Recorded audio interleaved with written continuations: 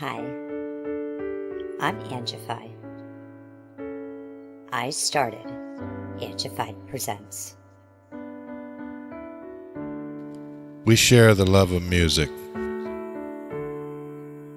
It has been medicine and therapy, and nothing else worked. It has saved many of us. With mental health, we need to open our eyes. Hurt people hurt people. We ask that you listen, comprehend, and relate with your ears. Form that heart of unity and one. We share on this stage. Statistics, feelings. And ourselves. We stand with the belief to be you, to be heard, and to be original.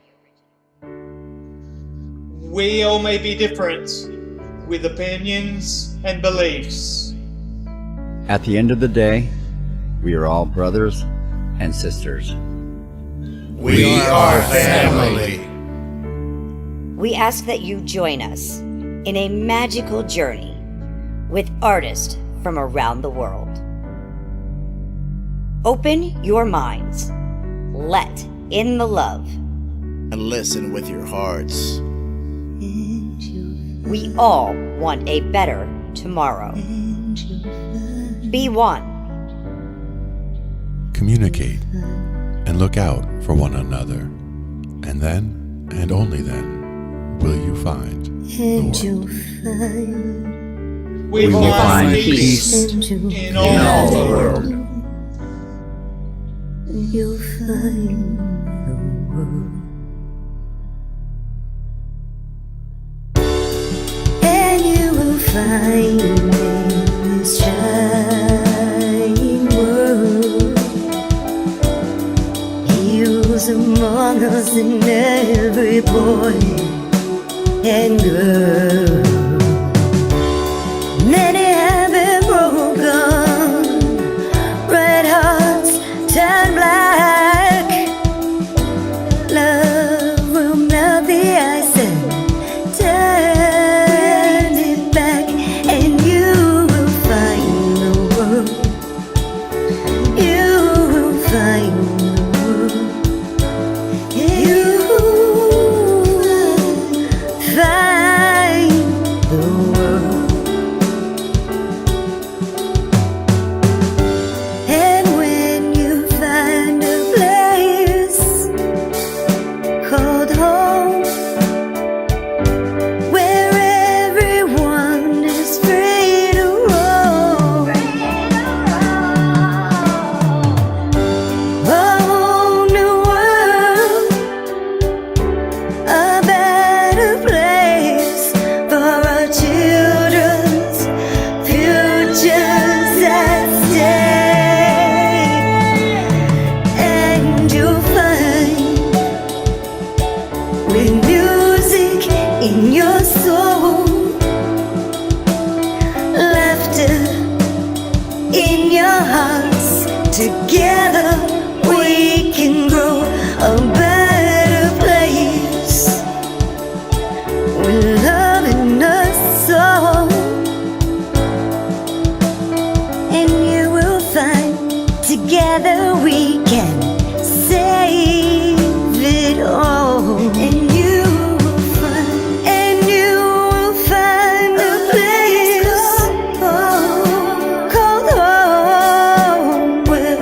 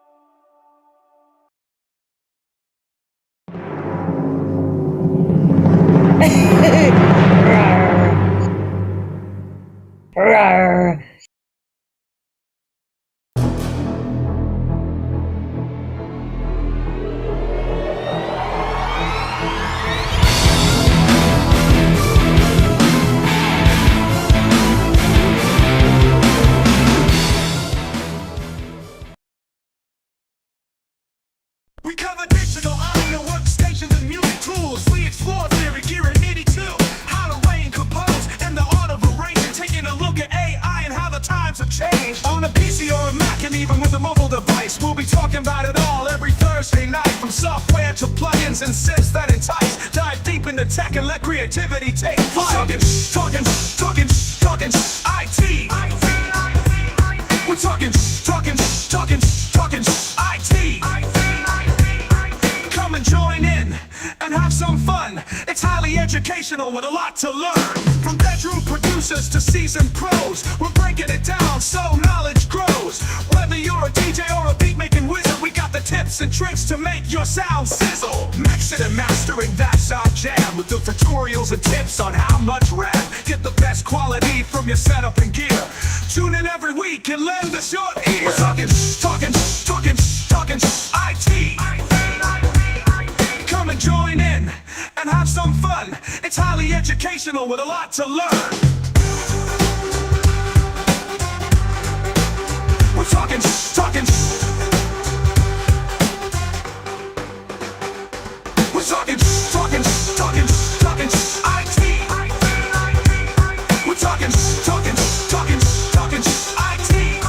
Every Thursday night on Angified.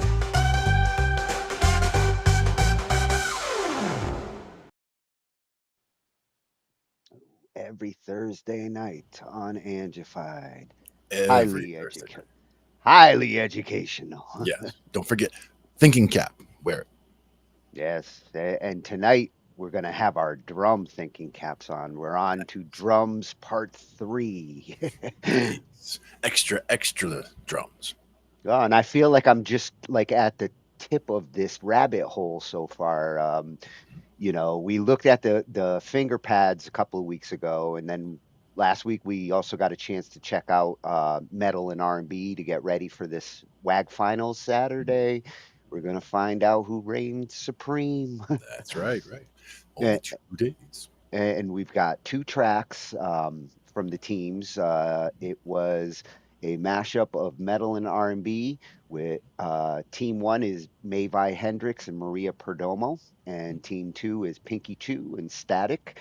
And they came up with some interesting twists to the R&B and metal mashup. And we were saying that there's ways to do it, and it's just a question of what ways they choose to do it. So I'm interested. Yeah. Well, and all the ways I thought, I mean, they ended up surprising me. I was like, no, I would do it. I'd do it this way, but now that I hear it, it's like, okay, that works. Or that way, yeah. Nice. So we're gonna take a listen to those real quick, and then we'll take a look at the videos that we've got lined up for EDrums tonight. There's some cool equipment here. I'm going to end up spending money on at least one of these in the next year. Yeah, definitely. Got to get some drumming on. All right. So the first track that we have for the finals is going to be Mavi Hendrix's and Maria Perdomo's. This is a more classic metal approach to the metal R&B mashup. It's nice with these 2 choices we have. It's a lot like some of the showdowns that we saw earlier, where they both hit the mark from different directions, and you're going to get a little bit of classic metal and you're going to get a little bit of new metal. Very cool. I like it already. All right, so this is Mavi's and Maria's.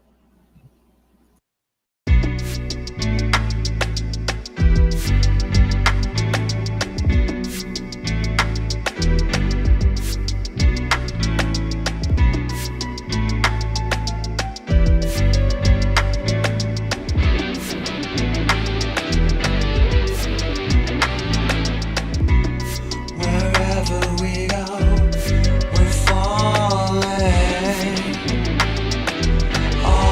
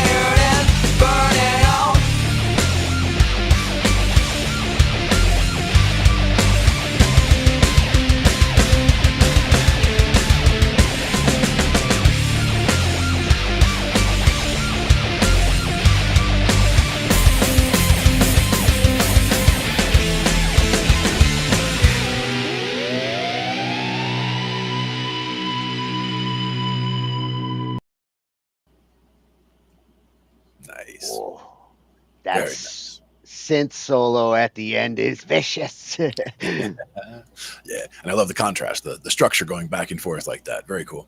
Yeah.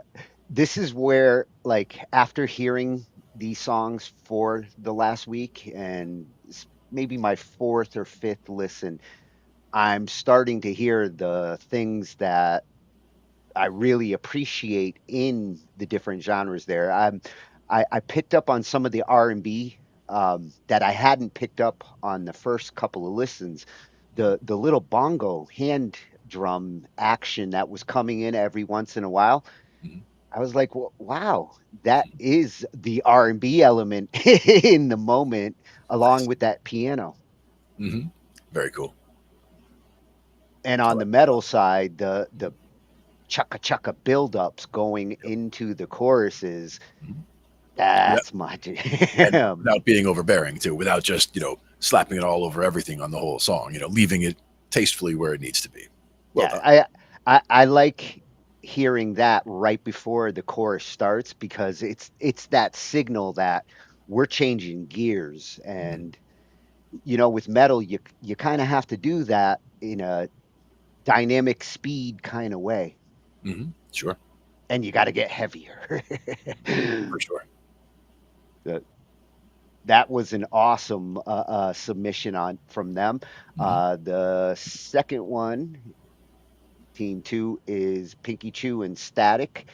And like I said, their approach, totally from a different metal perspective and R&B perspective. You get a nice variety between these two. Nice. Coming at it from a different angle.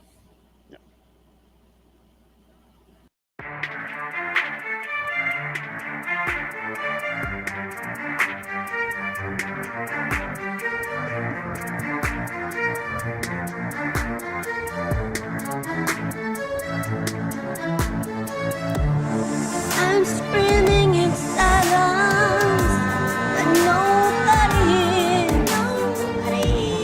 Zoning in shadows, unseen through the years. They paint me a villain, they tear me apart. 'Cause they don't see the bruises inside my heart. They whisper they're just mine, but don't know my name.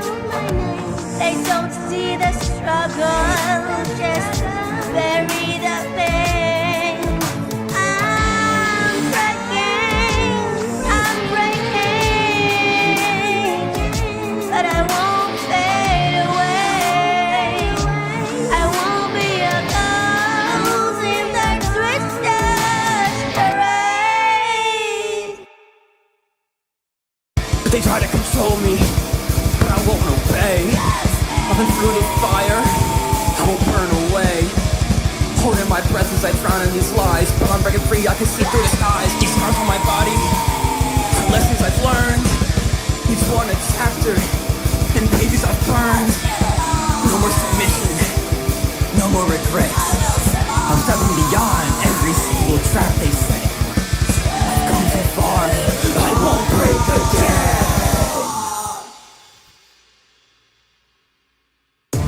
Shattered reflections, the past haunts my mind. The scars from their words, they cut deep every time. They smile while they stare, they call it the truth. But they don't know the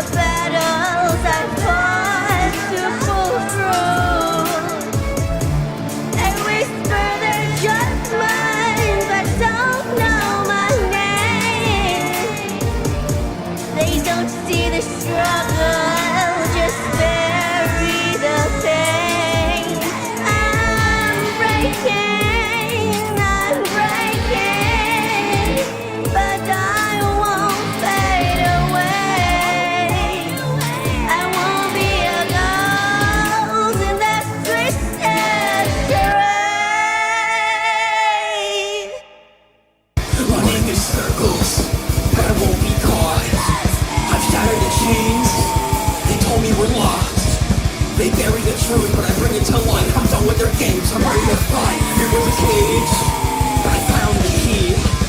They wanna be silent, but no, I won't concede. No more illusions, no more disguise. I'm rising above and I'm claiming my life. No one to stop me at all. Live all again. I won't be the shadows, won't break under weight. Their chains won't hold me, I'm stronger than hate. Through all the chaos, through all the pain, I'll keep on walking.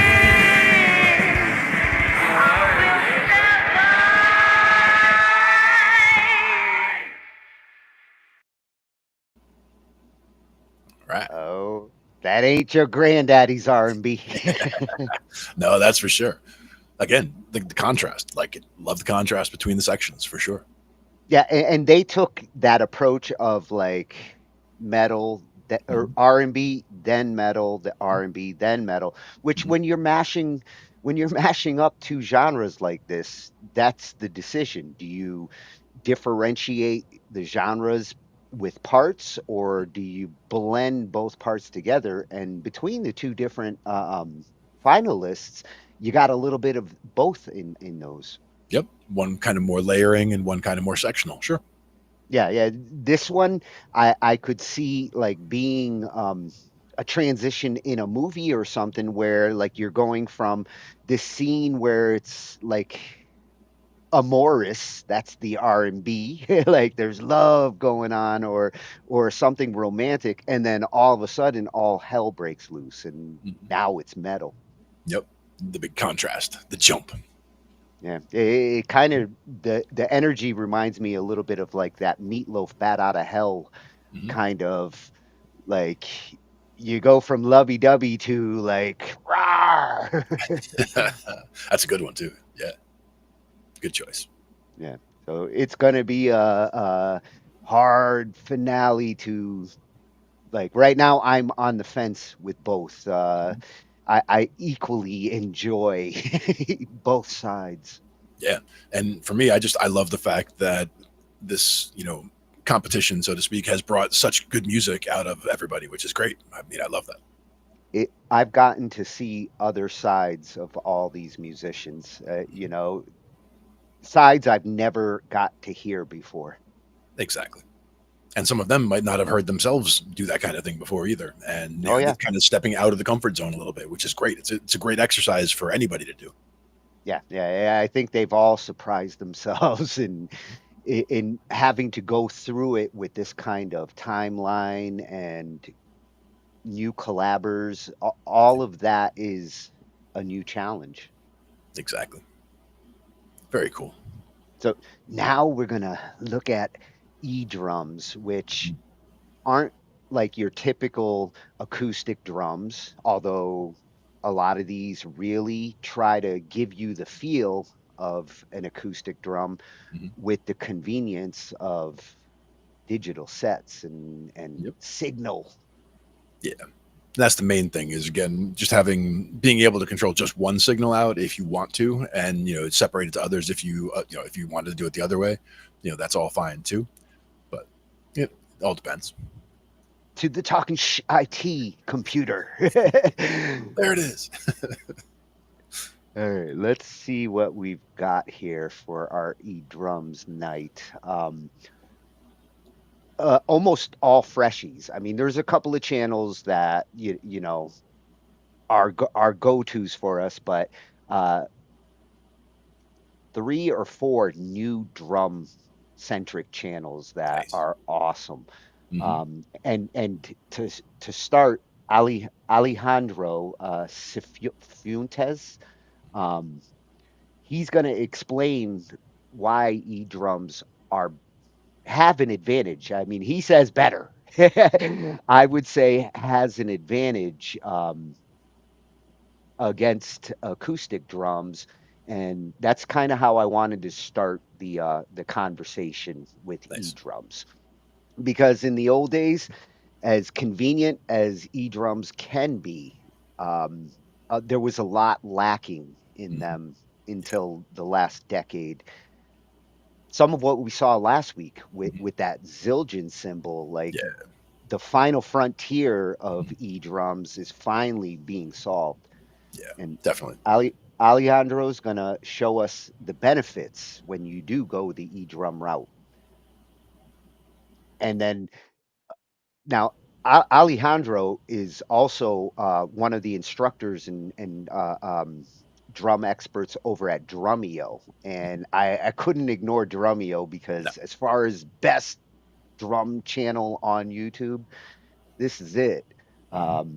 Anybody wanting to learn drums at any level,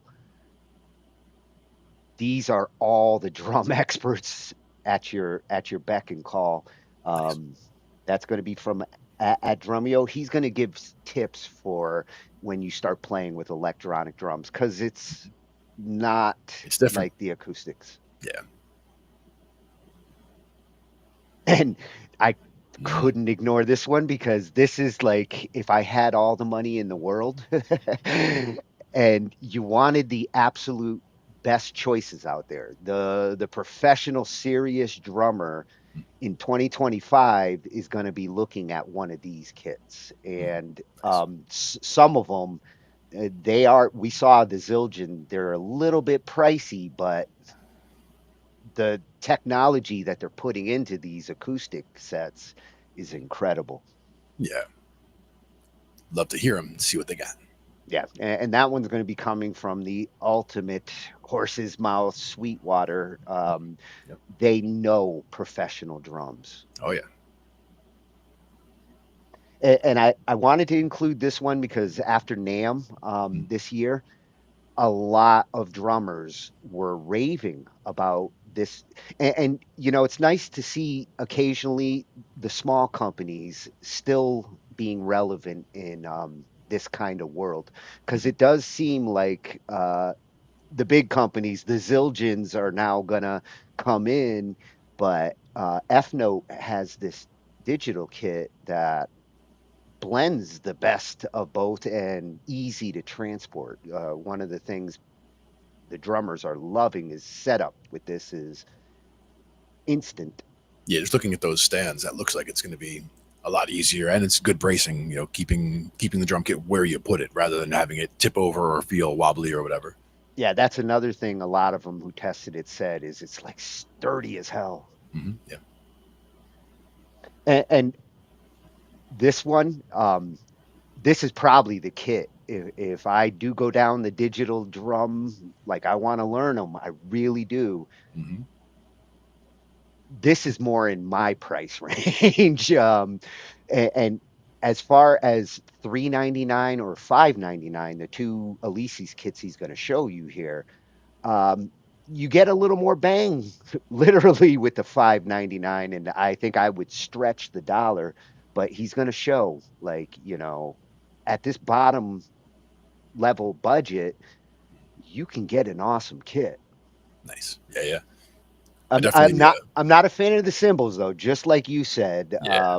the cymbals are my turnoff, but we're talking $500. Yeah. And again, you know, we're also talking about learning something. We're not talking about, you know, this is what I'm going to bring gigging every week starting tomorrow. You know, this is what I want to get to work on my technique and get so that it's, you know, comfortable to sit in front of a regular drum kit anywhere. Yeah, yeah. I think if I was really a performing drummer, I wouldn't be looking at the $500 kits at that point because durability and everything else does matter when you have to put it on stage. Exactly. And reliability.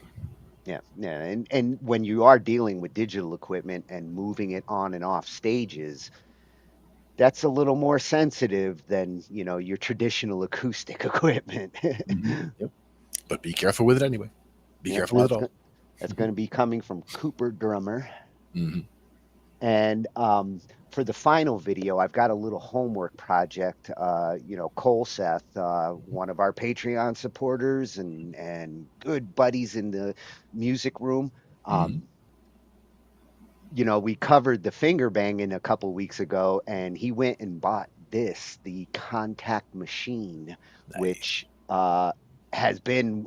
I really want to get into the Contact library, and I want the 88 key weighted controller, but it has this built into it, and Cole needs to get this set up, and I need to know what I'm going to be dealing with. So this is going to be a tutorial and an introduction into what the Contact machine can do. And that would be the question, is if he's looking to use it mostly for, coming up with drum beats and using it all as drum stuff, or is it for loops and, not quite DJ stuff, but you know what I mean? Like putting things together. He's probably going to do both, knowing him. And I'm sure it can do both for sure. He's going to be using it for his next album. Now that he's done with Stellar Illusions, the next album, this is the toy that's going to help him drive it. Nice. Yeah, that one's going to be upgraded toys, upgraded tools. That one's going to be coming from one of my favorite reviewers of all time, not just with music, but Sanjay C. Best reviews on equipment, and in this case, tutorials. Like, this is how you set up one of these. All right. So going back to the EDrums here with Alejandro Cifuentes. I hope I'm saying that right. It's such a pretty name. And those are such pretty drums. Alejandro Cifuentes. See. You might be Spanish. I've said a few words here and there. Yeah, and that's his @name over on YouTube. And he's one of the Drumeo partners. He's one of those drum experts and consultants with drums when you go over to Drumeo. And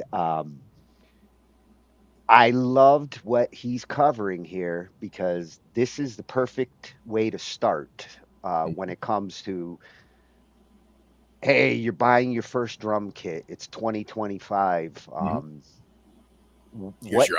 What considerations are going to put you on an acoustic kit or an electric kit? And he really does look at the important things to consider when you're starting out like this.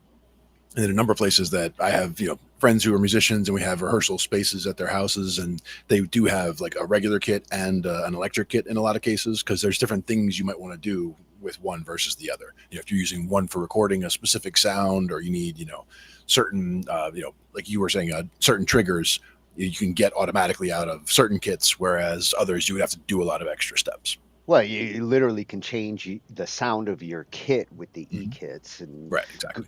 You can sound like those expensive kits in sample. Yep. And when it comes to recording, that's going to be one of the biggest advantages with an eKit, is not only are you recording audio, but you're recording trigger, and for drums, professional drums, you want both. Exactly. So let's see what Alejandro thinks about why eKits have an advantage.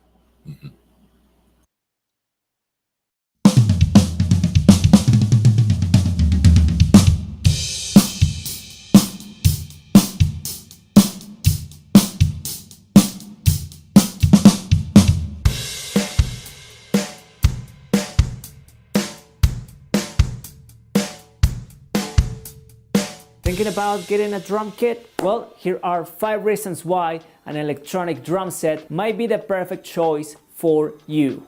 Let's go. Reason number 1, silent practice. That's why I love EDrums. You can play at any time, day, night, and you're not going to disturb your neighbors. That's the best thing ever. And that's the reason why I got my first electronic drum set, the Alesis Strike Pro. I wanted to play for more hours, especially I wanted to play at night. It's like 9 p.m. and I'm like, man, I want to play drums, or maybe I just listen to a song at night and I'm like, man, I just want to play this song. Probably my neighbors are like, man, I think this guy's sleeping. And I'm like, bah, bah, bah, going crazy in my drum set. And with an acoustic drum set, it's very difficult to do that. You need like a proper studio that doesn't allow noise to go out of the room. So the perfect solution for the noise is this, an electronic drum set.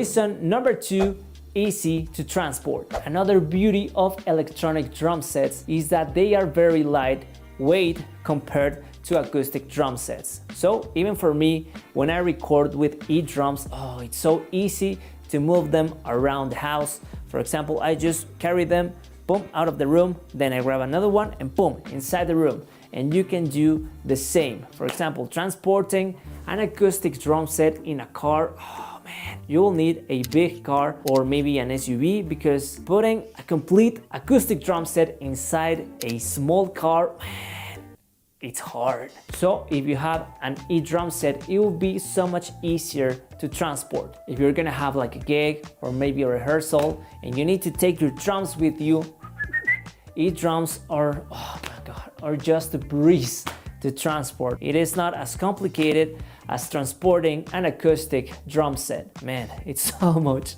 easier with an eKit. Reason number 3, multiple sounds.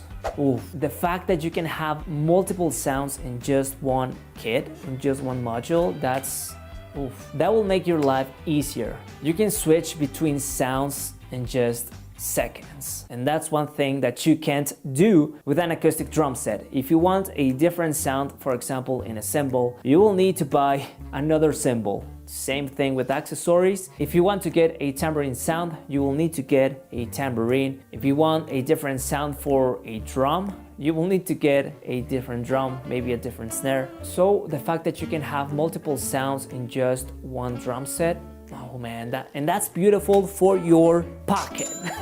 If you want to save some money, if you want some benefits for your pocket, EDrums are great for that.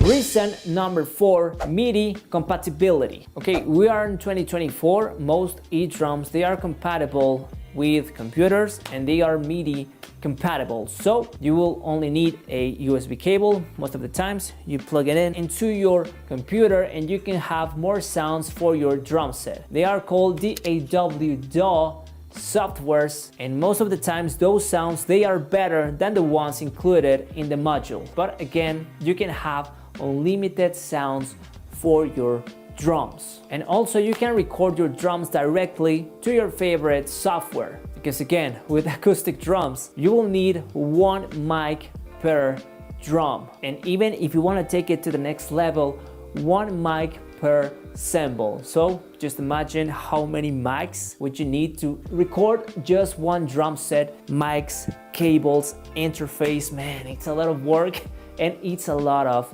money. So if you want to make it simple, with just one USB cable, you can record an entire drum set. And okay, I know, acoustic drums, they sound better. Yes, but most drummers, they don't want to record professionally. They just want to record some covers, have some fun. So if you're a drummer like that, you don't want to take it super professional, EDrums are the best fit for you.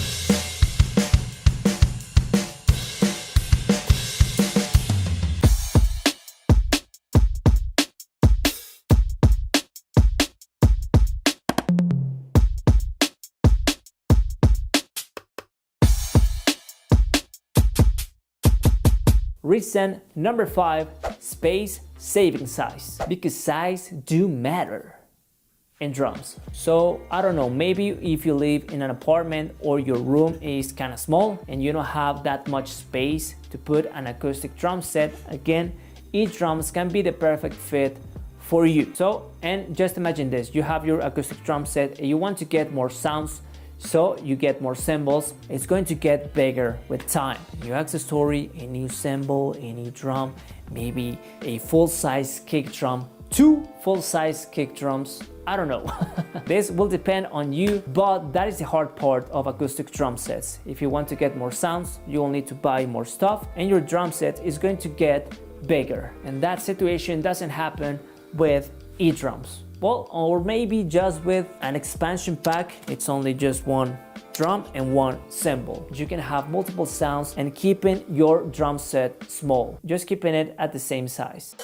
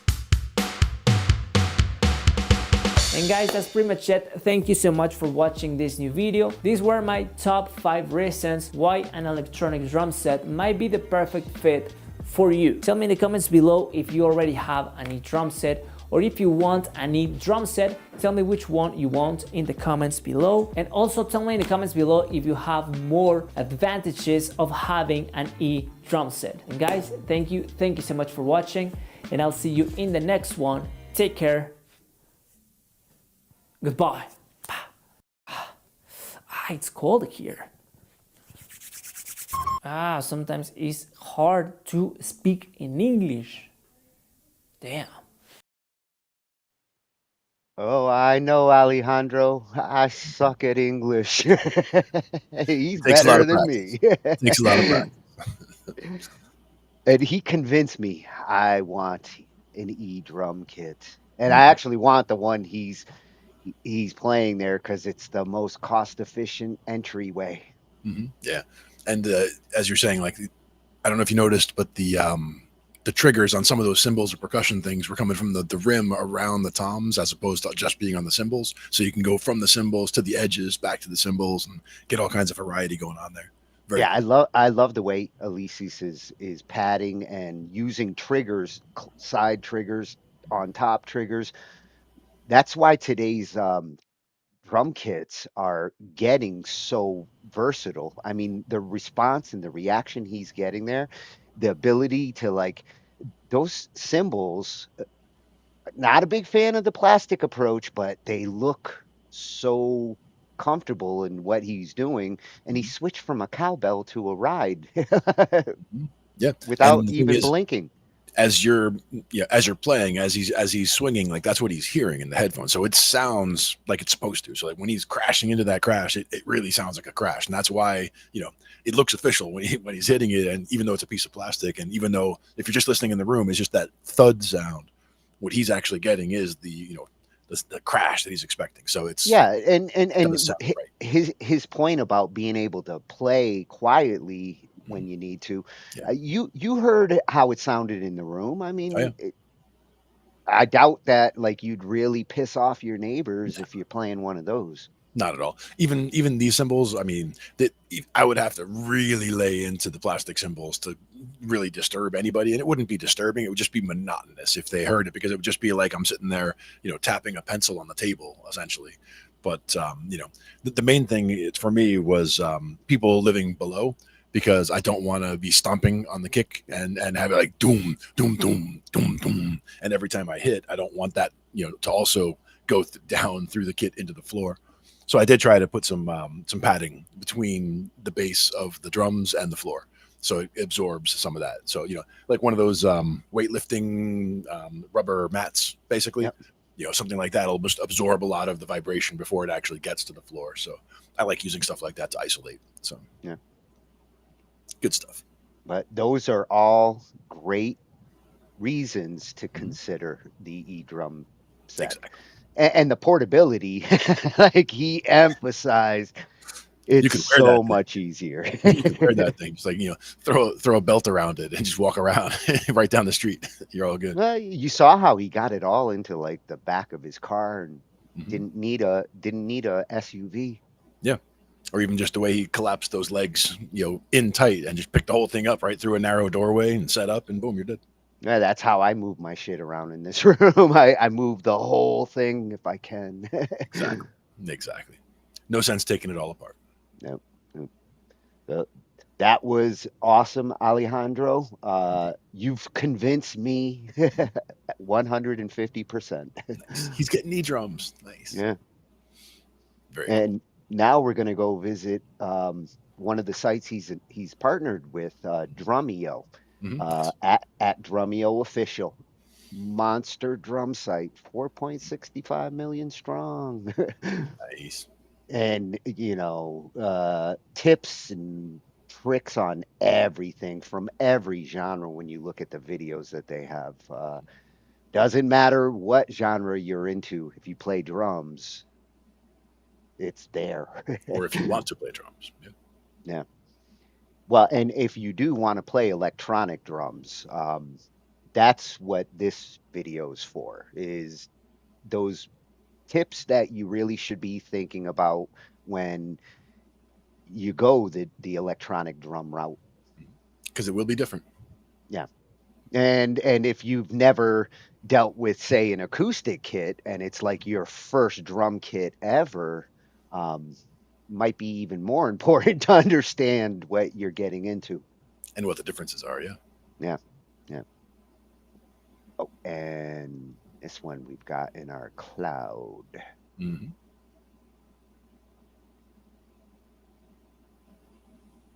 Drumeo is definitely one of those sites that has lots of great information. What? Oh. I'm going to have to log out on this machine and come back in. So while I do that, we'll jump over to the third video. Sure. And we'll take a look at these 4 kits from Sweetwater, because we do have that one here, and I can get the other one set up while that plays. All right. I like it. This one comes from Ultimate Shopping Source. This is where I get my gear these days at Sweetwater. Always a pleasure working with them. Yeah, and this is a example of the Roland the DW, and the DW, boy, wait till you hear it. The Alesis Strata, which is like the king daddy of what we just saw, and that Zildjian kit that we got a peek at last week. So these are not cheap kits, but these are the kits. Solid face off, though. Yeah. Yeah. All right.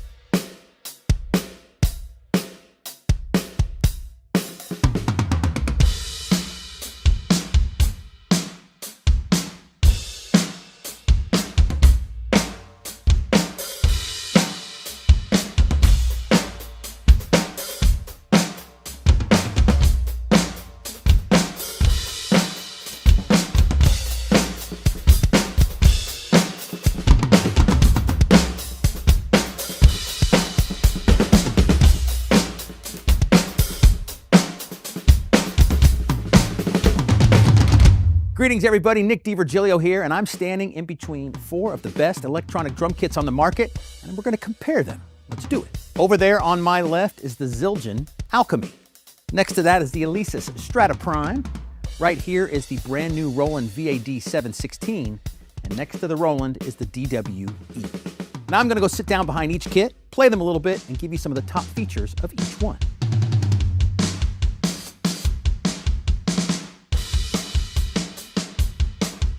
The DW-E kit is amazing technology because it's the first wireless electronic drum kit. No cables, nothing to plug in, just the interface, some computer software, and your laptop, and you're ready to go.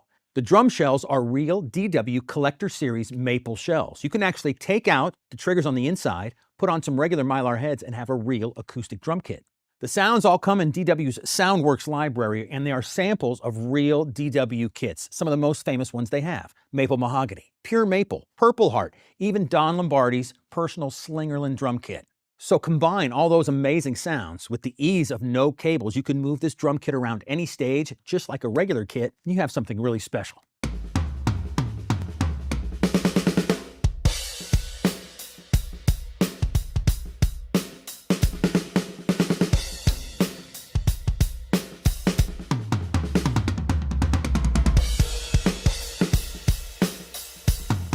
Roland's flagship, the VAD 716, looks like a real acoustic drum kit, Roland's amazing pads, and the brand new V71 module. Now, since Roland and DW are part of the same family, you get DW's SoundWorks sounds inside the Roland V71 module.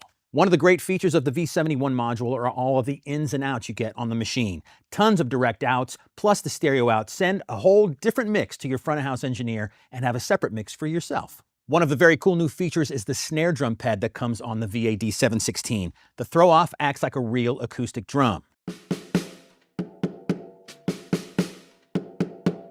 Also, the dial that's on the strainer can be set to adjust anything inside the V71. You could tune the drum, you could tighten up the snare wires, you could have it set to effects, all kinds of cool things. The VAD 716 is the flagship kit, but there's also the TD 716 and the TD 713. Each of those kits comes in the 2-up and 2-down configuration. Lots of cool sounds and great playability with the VAD 716.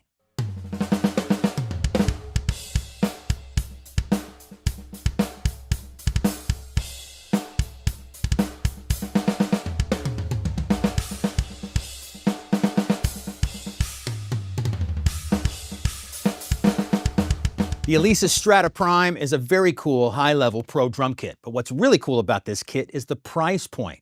It comes in at less money than these other kits here. Even if you expand this kit and use the expansion pack, you're still going to come under what the other kits cost. There's tons of amazing sounds inside the Prime module, but what's really cool about it, it's really intuitive and it's gorgeous to look at. I know it's a small thing, but when you have something cool to look at when you're deep diving and getting into the editing features, it just makes it more fun to do. The cymbals on the Strata Prime are 360 degrees, meaning you can hit them anywhere, and you can also choke them anywhere on the cymbal. The Strata Prime module gives you a lot of flexibility when you're routing your sound, whether you're playing live or recording in your home studio. Not as many outputs as the Roland V71, but still, for the price point, you get a lot of flexibility. So all around, the Alesis Strata Prime gives you a lot of value for money, great size pads, lots of drums, this great module, good value for money when you're on a budget.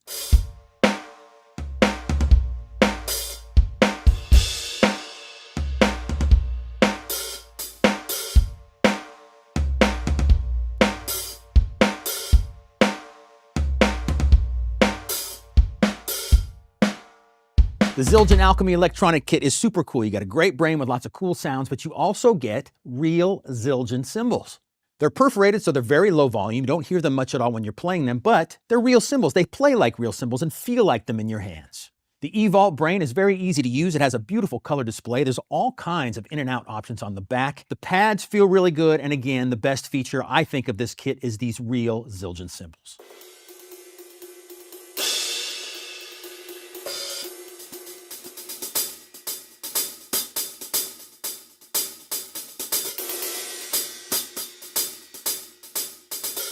And there you go. I hope this comparison of 4 great electronic drum kits helps you when you're ready to pick out your next eKit. If you have any questions at all or want more information, just contact your Sweetwater sales engineer or go to sweetwater.com. Cheers, everybody.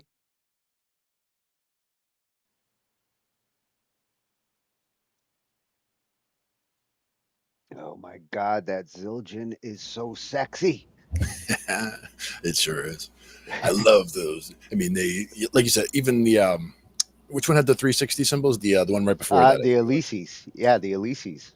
Yeah, that was also solid as far as that goes. Like I like that feature as well, being able to hit the cymbal anywhere and choke it anywhere, as opposed to just that front quadrant like some of them have.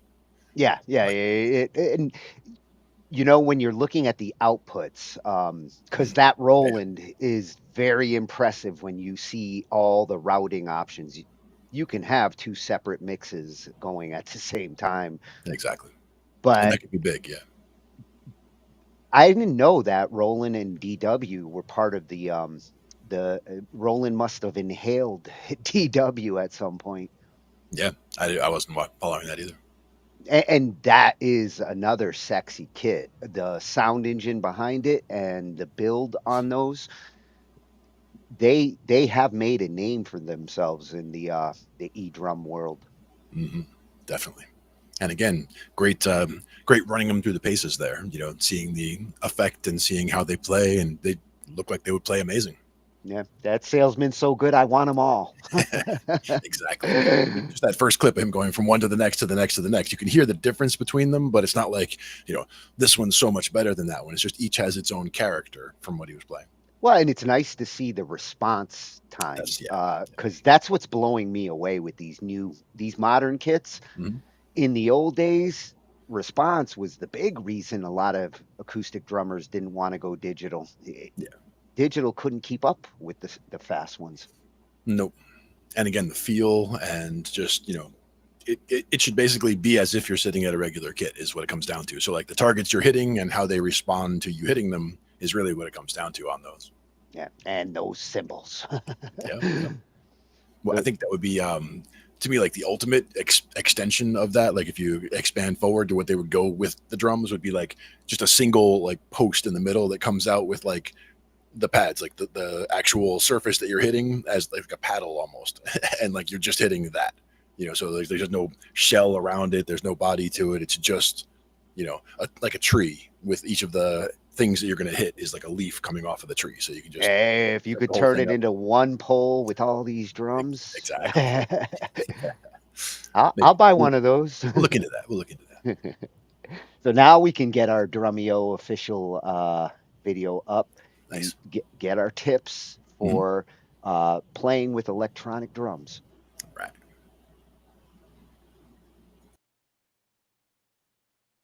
Today we're going to talk all about electronic drums. Now more than 50% of new drum sets sold are electronic, so it's time we start looking at this instrument as its own unique beast. Not something to replace acoustic. It's not acoustic versus electric. So many drummers are using this as their primary instrument to learn on, to gig on, to practice on, and we need to start looking into it more and diving into what we can do to actually improve our experience behind the kit. So let's get started.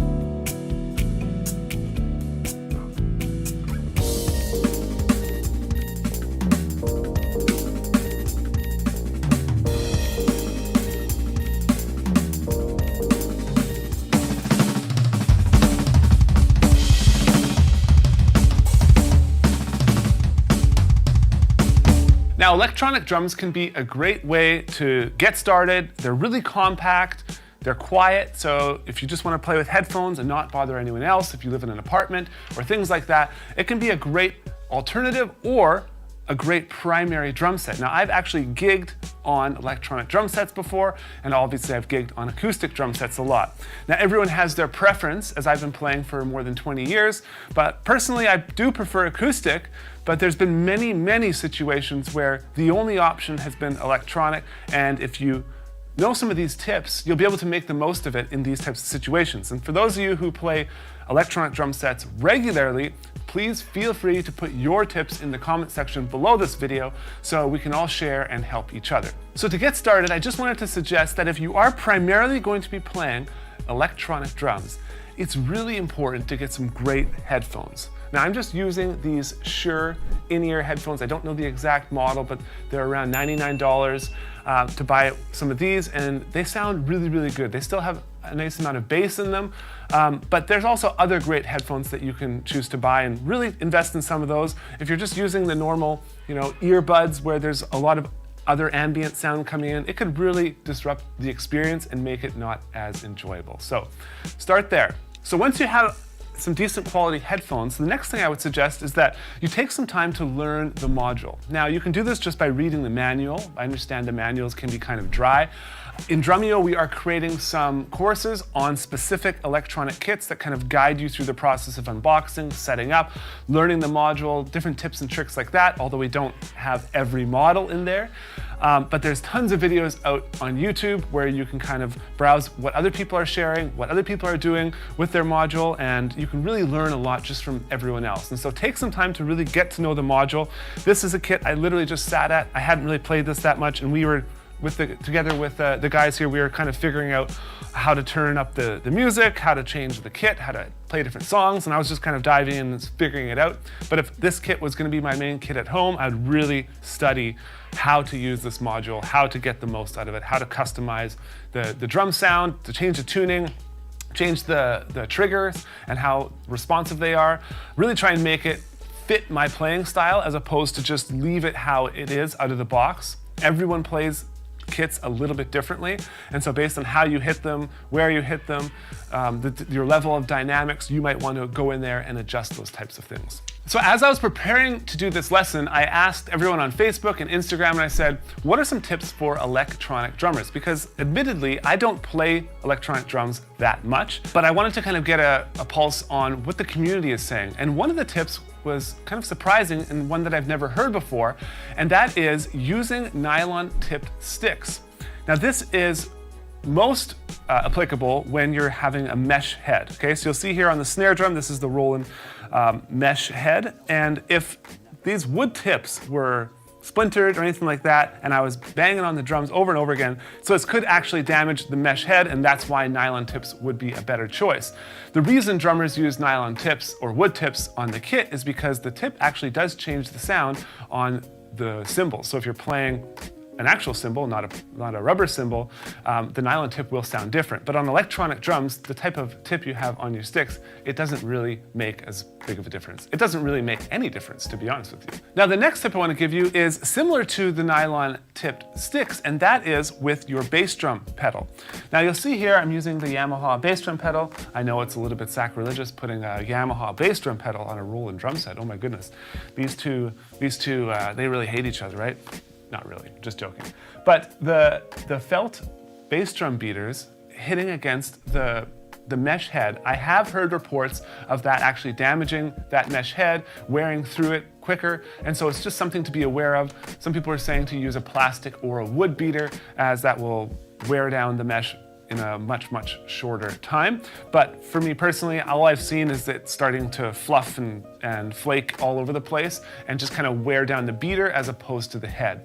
But I don't want to speak to your specific use case, so if you are concerned about having to replace the mesh head on the bass drum pad, then make sure that you switch to a plastic or a wooden beater. Now, the next one is probably the most important tip, and this is the biggest thing I see from drummers who play electronic drums as a way to practice, so that's not their main way of actually gigging or their main way of like what they consider to be them playing drums. They really see themselves playing an acoustic kit, but all they can play is an electric kit for reasons of volume or for reasons of space or things like that, is when they transfer from an electric kit to an acoustic kit, the dynamics become an issue. So if I'm playing a groove, and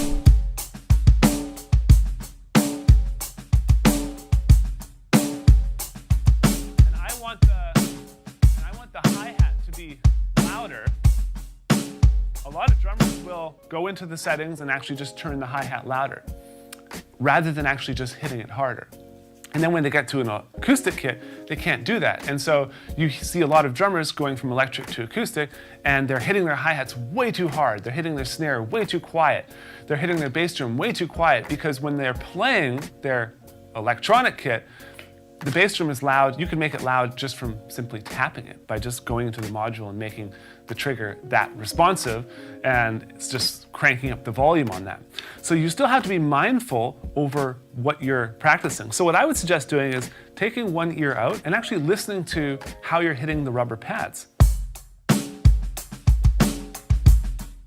want a nice, strong snare stroke. If I'm playing lock, and a nice, strong bass drum hit. But I don't want the hi-hats to be too overly chunky. I really just want to be able to control my dynamic limb independence. So if I want the hi-hat to be louder, I'm able to do that. I'm not just simply cranking it up. And that's a really hard and fine line to balance, because when you're hitting the hi-hat, it will only go so loud no matter how hard you hit it. So there are cases where you need to crank it up. It's just hard to know when exactly to do that. So it is really important to be able to play and adjust the velocity of this, make this louder, make this quieter. Same with the bass drum, same with the left foot, same with the left hand. So really think about that when you play your kit, and when you get on an acoustic kit, test yourself. Make sure that you can control your limbs independent of one another to really get the dynamics sounding great. So if you plan to play acoustic kits as well, just try your best to get some regular practice in on one, just to make sure that all the skills are transferring in a way that you would expect them to. And if you need to make any adjustments when you go back to your electric kit, do that. So many drummers, they find that they sound way better on an electric kit and can play way faster, only to get on an acoustic kit and you get a reality check. So one of the big things with drumming is utilizing rebound. It's a huge part of playing drums. It affects your timing, it affects your feel, it affects dynamics.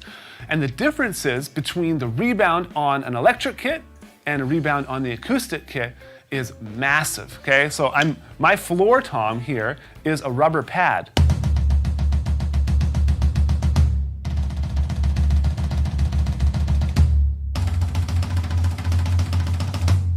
See how easy it is to do that on an electric kit floor tom, whereas I could not do that on an acoustic kit where it's tuned really low and it's kind of flappy and it has a great sound, but there's no way I'm doing fingers like this on that floor tom, right?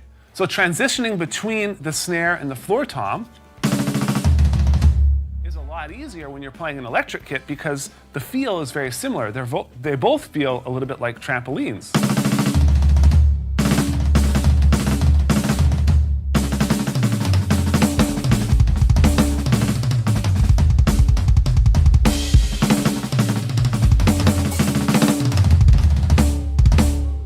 Really be mindful of that. When you get on an acoustic kit and you have this specific fill and this snare roll going from the snare to the floor tom, know that it's not going to feel the same.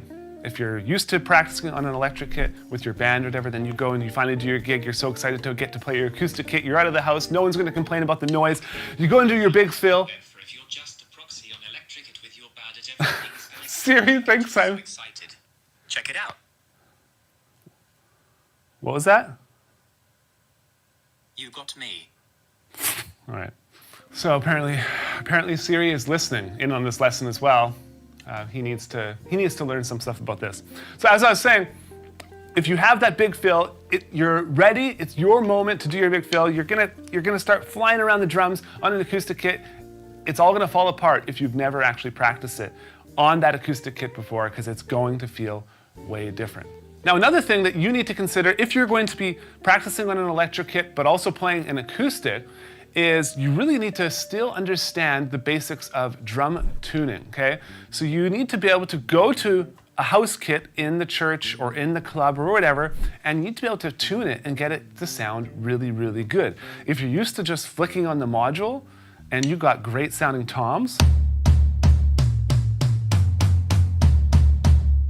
I literally just sat down and I hit these and they sounded great. And I can change these to any sounding drum. You know, all these toms sound incredible, but it's not the same way on an acoustic kit, because even if I hit this poorly, if I hit it kind of lightly and with not any sort of like conviction, it still sounds good. On an acoustic kit, it won't sound good at all. You can sound really, really amateur if you don't really know how to hit the drums, how to lay into them a certain way, and how to really tune them in a way that brings out their best sound. So make sure you go and develop your ears, start tuning, and get some practice up on that. And when it comes to setting up an electric kit, you'll notice here it's quite compact. My toms are really, really close together. They're actually a little bit too flat right now. So I kind of have to like lift up my shoulders to play them. But one thing you'll notice is it's super compact. The floor tom is really close to the mid tom. They're almost very close in height as well.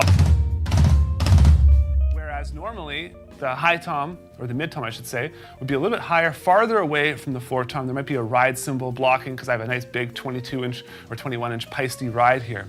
And so it's a very compact kit. Now, if you are going to be switching between electric and acoustic, it's important to recognize that when you go and sit down at your acoustic kit, the distances between things are going to be farther. So if this is something you want to kind of figure out now and make the transition easier, I would recommend that you set up your electric kit in a way more similar to your acoustic. So then when you go from one to the other, the transition is super, super easy. But in this case, I do like having it compact. I feel like it's a different instrument. I can play it differently. There's certain benefits, and one of those being it is very compact. I can move between the toms quickly and fast because they have tons of rebound, they're really close together, and everything is just right here. And so that's one of the big benefits of these electronic drum sets.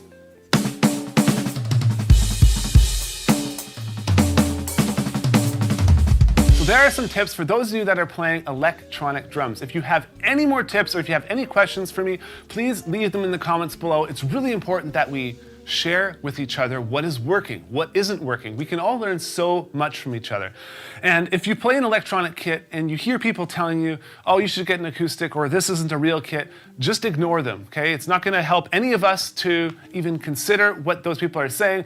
It's pointless to even argue with them. It's not about whether this is a valid way to play drums or not. You are playing the drums, you are learning your rudiments, you are playing music, you can jam with other people. These kits are great, and they are really doing a great service for the entire drumming community because they're making drumming more accessible to a wider audience. I was in Southeast Asia last year, in Singapore, and it was just amazing to see so many great drummers. But as you know, those places are very heavily populated, and acoustic drums just are impossible for some of them. So they're making drumming more accessible, and it is a good thing all around. So thank you all so much for watching this video, and I'll see you very soon.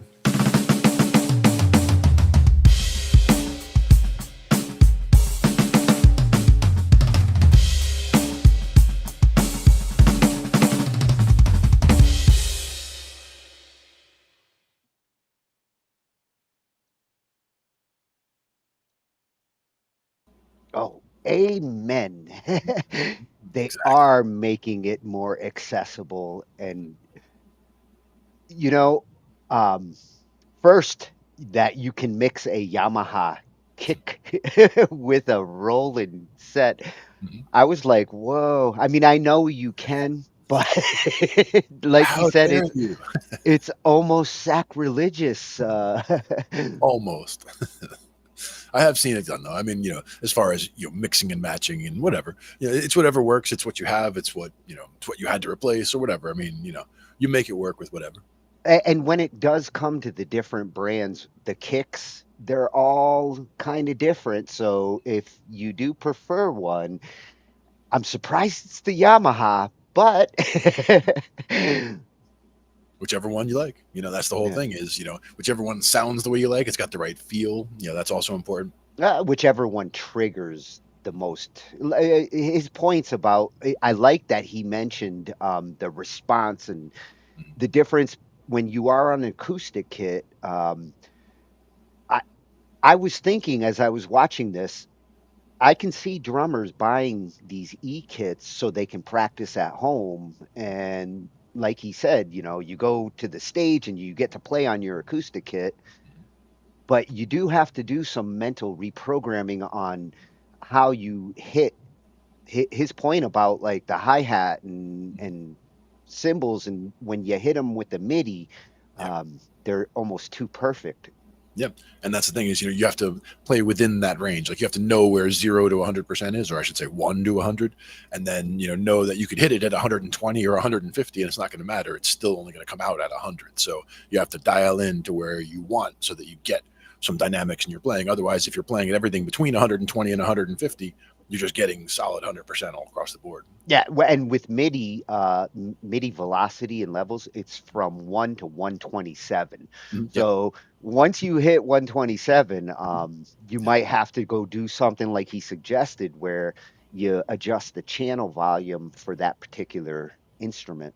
Yeah, if you hit particularly hard, for example, just dial it down a little bit. So you bring that one so that it's within reason, so that the hardest you can hit it should be just getting to 127, maybe. Wouldn't it be cool if you could turn the volume on your analog drums up and down? Sure, that'd be nice. Imagine just being able to like dial the top rim like a volume knob. Just turn it down or turn it up, kind of like rototoms. If you remember those. Yeah. I'm surprised nobody invented an electric drum set that could do something like that. Like, hey, all my drums have knobs. Sure. And I mean, some people have made a drum kit out of a guitar looking thing. Like it's not even drums at all, but they play all the drums they need to and all the percussion they need to on an instrument that they made themselves. Yeah. Good stuff. Well, I do like those tips, especially if you are going to be that practicing on an e-kit, playing on an acoustic kit. Really take some of those tips. Yeah, the positioning is important, and with that, like he was saying, and whether you're trying to transition, from an acoustic kit to an electric kit, so you're trying to get used to playing the tighter kit, you might want to keep it in that tighter formation and get used to that, and then you're not going to be switching back and forth to acoustic kit. Or if you are going to be switching back and forth, like he said, adjust the electric kit to be more positioned like the acoustic kit, so your skills are in the same places. I'd more likely be the one who just goes all in with the e-kit, and I practice with it, I perform with it. It's like I'd love to have a piano, but my 88 key weighted keyboard that sounds like a piano to me is as acceptable as having the real piano. For sure. And if you were to sit in at a jam, let's say, and they had drums there and, they're acoustic drums and you're used to your electric drums now, there's a certain amount of adjusting that you can do to an acoustic kit to get things like, get the drums closer together so that they do feel more, at home. Well, you have your spots where things should be and you can kind of adjust. And good drummers, the really good drummers, can reprogram themselves to they can go sit at a completely foreign kit. Sometimes like reversed, because like, oh, that dude's left-handed. They can play on different kits and adjust on the fly. The really good drummers, it's like, okay, that's where that drum is. Now I know. Yeah.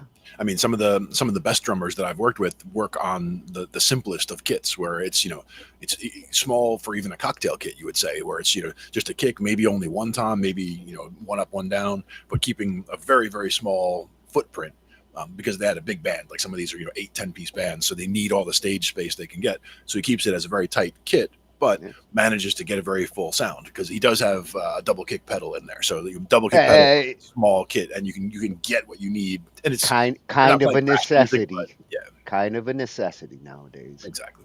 And I love watching the minimalist drummers, the ones who like 3 pieces and a splash, and I'm good. Exactly. Doesn't need to be fancy. Doesn't need to be crazy. Just it doesn't need to be the Neil Peart experience where you're going down the road. A lot of times those minimalist drummers do fancier work with less drums because And they're it's good to get used to compensating. that. And it's good to and it's good to get used to doing that because you can make a very small kit sound very fancy just by technique, and that's the point there. Yeah. Yeah, good technique goes a long way. Indeed. So our next one, because we've looked at some of the super sexy kits and the really and this one's not cheap, but at the same time, for its price, it's competitive with those Alesis and Yamahas and Rolands. It's a smaller company, but at NAMM this year, they made a lot of noise. A lot of drummers were like, "This is a cool E-kit." Nice. And Looks like they broke a lot of rules with the design. well, yeah, they went sexy. Yeah, nice. I like how it looks. Definitely. And again, it looks very sturdy. Like you were saying, the people were confirming that it doesn't just look sturdy. Well, drummers are going to really test a piece of equipment. So if And anybody's going to be, anybody's going to beat on a piece of music equipment, it's going to be the drummer. Yeah. And that was the thing with the light kit, like the one that he was carrying around in that other video, that carrying the little light kit. If you're really digging into that, is it going to start walking away from you? That's the question. That's where you get legs that really looks solid like this thing does. It's not going anywhere. Yeah, if it's got AI and legs, It'll walk it might eventually run away. It'll walk. This is one of the Freshie channels. Another big drum channel, and he's got some great sponsors. Kawai, Sennheiser, Sound Toys. Nice. I use them all. For sure. So this is at Drums Bondo.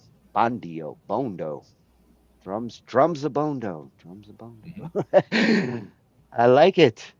All right. And what he's doing is a review on this Efnote, and like we've seen what some of these other name brand kits can do. The design on this is really sleek. Yeah, it's like a mirror image down the center. You do have the two on top, or two up and two down, but it's basically the two toms up and the snare and the tom on the other side there. But it looks like a mirror image down the middle. Yeah, and for a digital kit like this, it is kind of minimalist, but at the same time complete. Yep. Can't wait to hear it. Grab this from our cloud. Nice.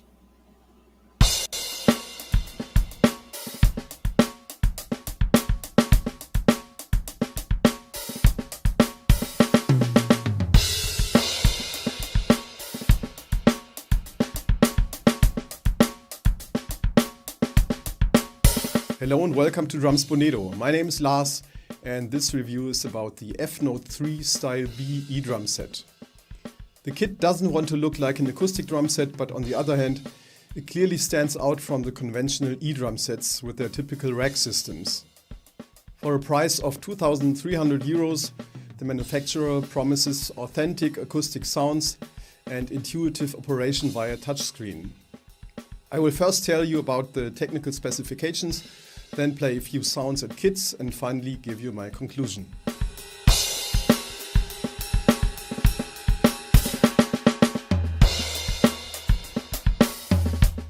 The most striking feature of the Efnote 3 is the unusual look of the three lambda stands to which the toms and cymbals are attached. A snare stand is also included, but no hi-hat or bass drum pedal. Wooden shells with a silver sparkle finish and double-ply mesh heads are used for the drum pads. The kit consists of a 12-inch bass drum, a 12-inch triple zone snare, two 10-inch rack toms and a 12-inch floor tom, each in dual zone design. A special feature is the side rim attached to the snare, which is connected with a separate cable and is responsible for rim click sounds. While the Efnote 3 Style A model is equipped with a 16-inch ride cymbal and a 14-inch crash, the Style B model also has a second 14-inch crash. The cymbal pads each have 3 trigger zones and can be played on the entire surface. The latter also applies to the 12-inch dual zone hi-hat, which is mounted on a conventional stand and has an optical sensor. Before I go into more detail about the module, here are a few sound examples.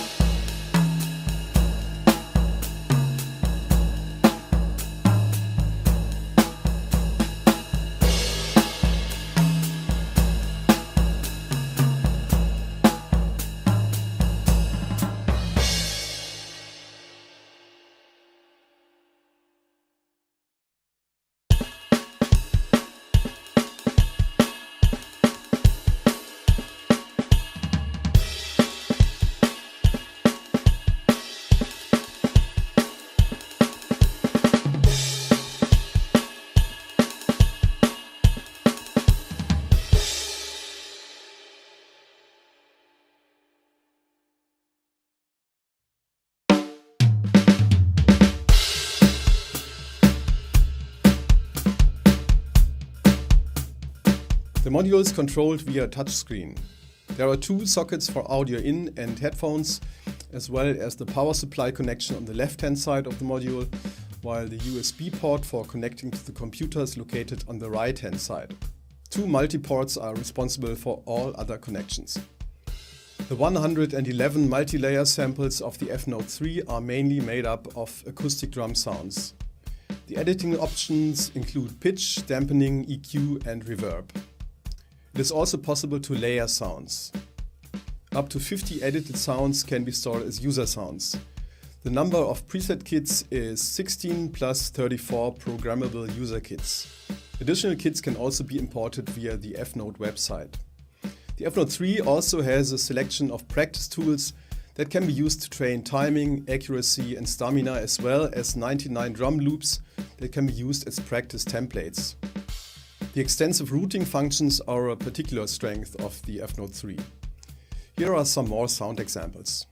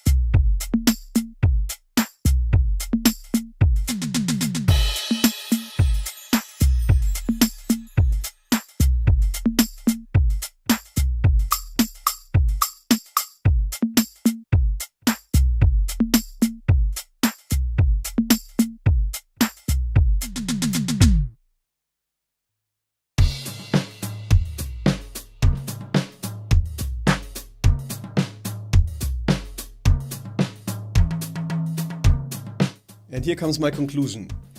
The mesh heads of the Efnote 3 respond sensitively and, thanks to the 3 trigger elements, evenly across the entire playing surface. I really like the smooth transitions between the trigger zones on the cymbal pads and the playing feel on the hi-hat. The finest nuances are transmitted absolutely authentically. The drum sounds of the Efnote 3 module are characterized by a natural, dry character. If you like it a little livelier, you can add reverb, of course. The module is intuitive to use and offers a good overview thanks to the large display. For my taste, the touchscreen could respond a little more sensitively. The latency value of just 3 milliseconds is absolutely outstanding. There is no perceptible delay between hitting the pad and the sound being triggered. The Efnote 3 can be used as a 2-in, 8-out audio interface via the USB connections, which means that 8 channels can be routed to a computer's DAW via USB cable. MIDI data can be transferred via USB or the MIDI out and even Bluetooth. Unfortunately, there is no option to import your own sounds. So if you're looking for a high-quality eDrum set with excellent internal acoustic drum sounds and can largely do without electronic sounds, you should take a look at the Efnote 3 Style B. Okay, that's it for today. If you liked the video, feel free to hit the like button or subscribe to our channel. For purchasing the Efnote 3, please use the links in the video description below. See you next time. Bye.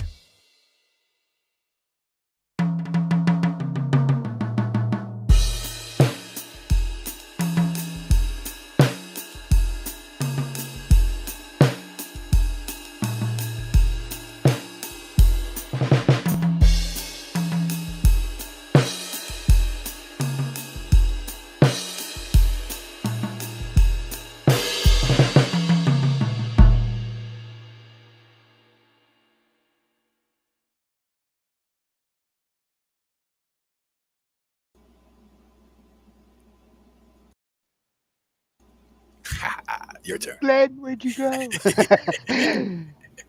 Drums bonito. That's how you say it. Yes, indeed.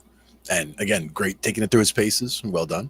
Oh, awesome tester. Like a piece of equipment like that, I'd rather see someone like that test it than me.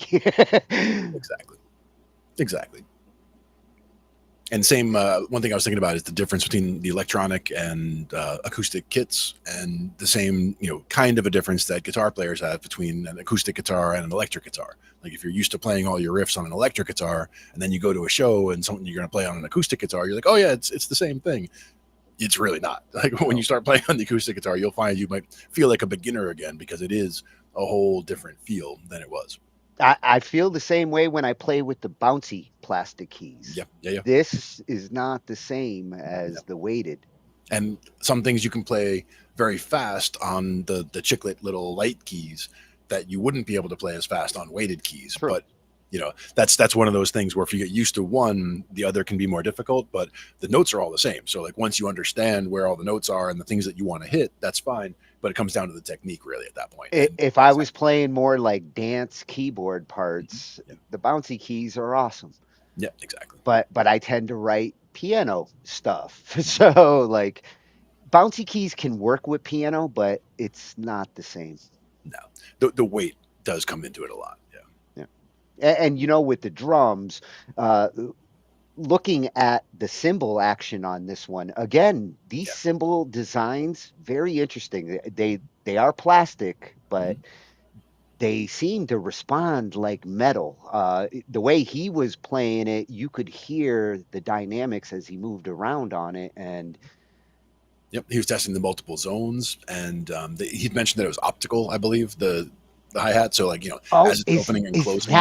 That's how the hi-hat does what it does there, is the optical.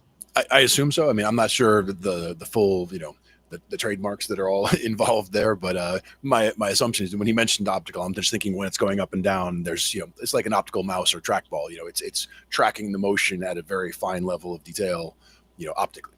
And that's what I like about some of these alternate companies.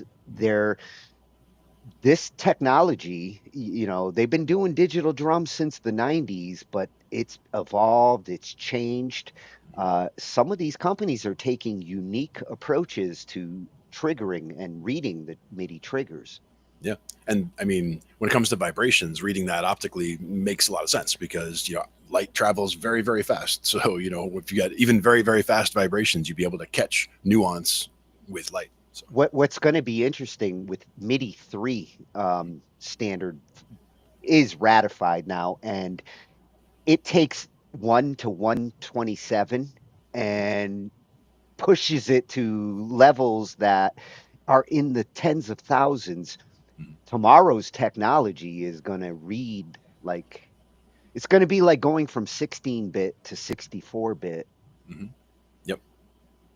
Or if you remember back when the CGA and EGA days before we got to the VGA, it went from 16 colors to 32 colors to thousands, to millions. It looks like a picture. Yeah, exactly. And same kind of thing, like the granularity of detail that you can get going forward. They have to open up the standard to go from just the 1 to 127 was good to get where we've gotten so far. I mean, it was enough to get us here, and then to open it up to those 10,000, that really does open up like all that extra layer levels. The final frontier is the controllers. The controllers have to be able to support these new standards, these MPC controllers, that we looked at last year. And now you can slide your hands around and control things. They're taking advantage of this higher level of standard. Mm-hmm. Indeed. And that's again where light could come in handy there as well when it comes to some of those like the beam on your keyboard there. What do they call that? The V beam. Yeah, I mean, which again is same idea. It's reading nuances of your playing based on the scanning distance. And in that case, it's translating to a pitch wheel or a modulator, depending on how I program it. If I go up and down, it's like using the pitch wheel. Mm-hmm. Exactly. Without having to actually grab the wheel, which is good. Yeah, well, it's like a theremin at that point. I can play Star Trek. But can you? That's the question.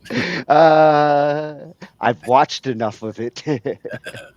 That theremin, I can imagine that's not too easy because you have to have really good pitch to be able to play a theremin properly. Yeah. I'm still trying to figure out the keys, this theremin thing. Just adds a little flavor. At Drums Bonito, a freshy drum channel. Nice. And I like what he's looking at. These are the alternate manufacturers. And in this kind of market, I might go with something like that. His concern about the touchscreen was one that when he mentioned it had a touchscreen, same attitude I have, like responsiveness. I'd rather have buttons in that situation because you're usually going through presets. You're usually just want next or previous and make some buttons. Touchscreen's cool, but to me, that's even it's less of a thing. Like at the beginning, when you're going through the thing initially to test all the different sounds and all that, that's one thing. But a lot of times, once you get to the sounds that you like, you might just leave it set like that. So like you might find the kit you like the volume set, and then you never touch the module, except or if you have a set list, then you use presets and say, okay, first song kit, second song kit. Yeah, exactly. And that way you can be even more versatile. Yeah, and I want foot triggers at that point. If I don't want to be reaching over if I'm a drummer. I want to. I know how to use my feet. Well, I think a lot of times with the drummers, they have the pad right next to the hi-hat, so it's like it's not even reaching far, but it's more like you don't even see it from the audience really because it's right next to you right there. Yeah, and drummers are so good at doing something while they're in the middle of doing something.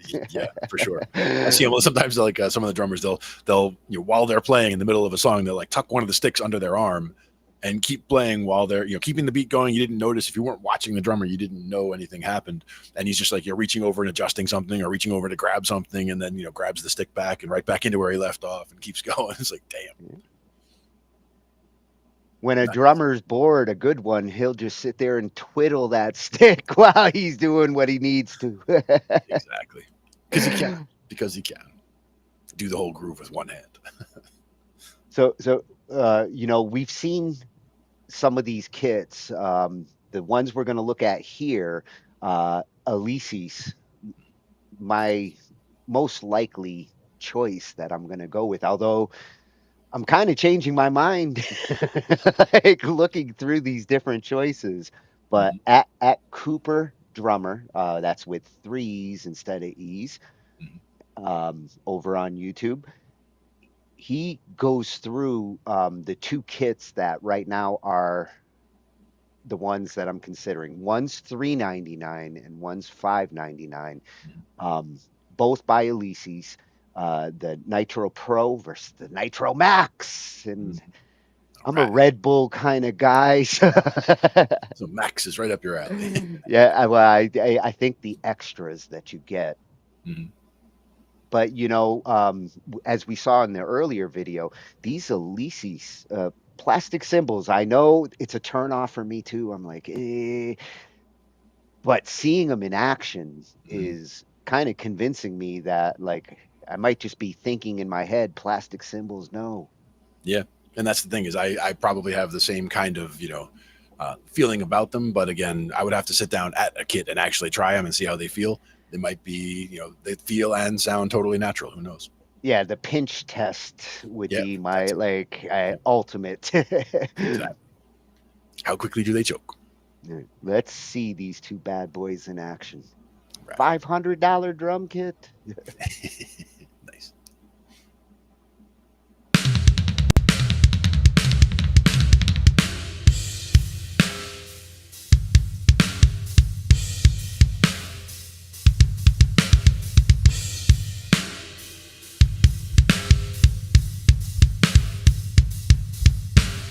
Hey, what's up everybody? This is the brand new Alesis Nitro Pro. This is an incredibly affordable and very versatile electronic drum set. And today we're gonna decide if this is the best budget-friendly electronic drum set of 2024, or if its little brother, the Alesis Nitro Max, is the best electronic drum set of 2024. For those of you who are balling on a budget and want some awesome drums, but you don't want to spend a lot of money. Let's check it out.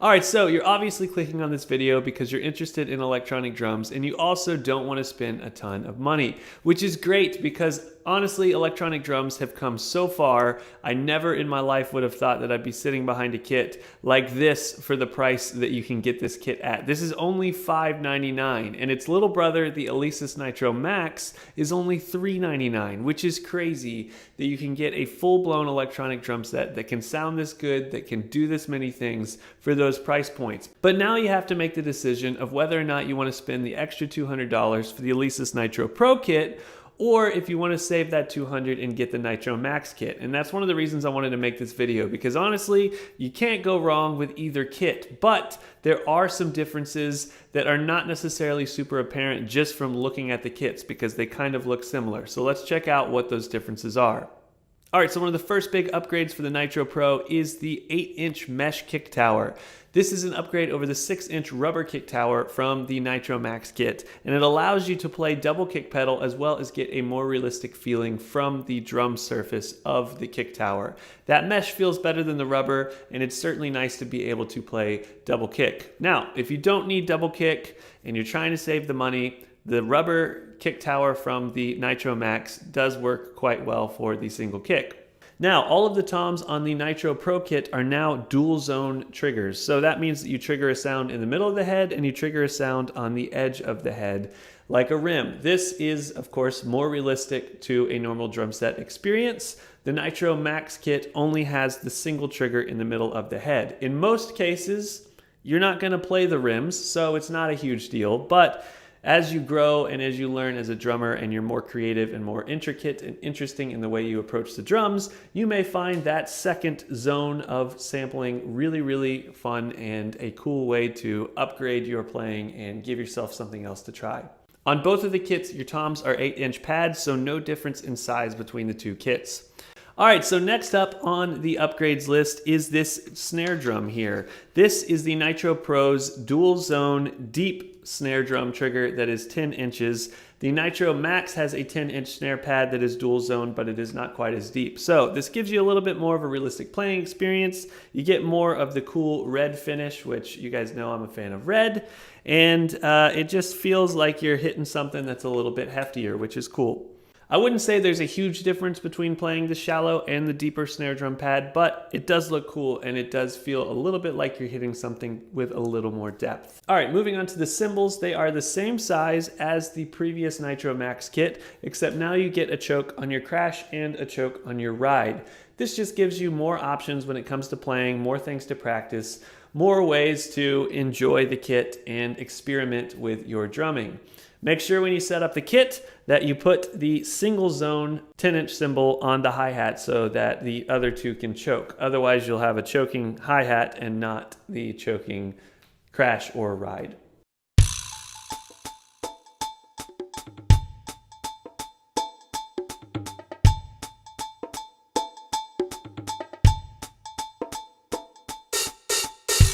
All right, so now we are on to the most important upgrade for the Nitro Pro kit, and this may be the main reason to consider that $200 upgrade if you are an adult or if you are a heavy hitter, and that is this rack right here.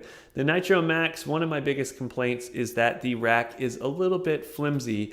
It doesn't feel extremely solid. Now, I will say for the price point, I will ignore it all day long and I will play the crap out of that Nitro Max kit. But now that they have the Nitro Pro kit and it's only $200 extra, the rack on this is much sturdier. It is very similar to the rack that you get on the Alesis Strata Prime kit, which is their top of the line high-end kit. In fact, it really is just a smaller configuration of that. It feels sturdy and it sits higher. So if you're an adult, this kit actually comes up high enough for you to play it at almost any playing style or height.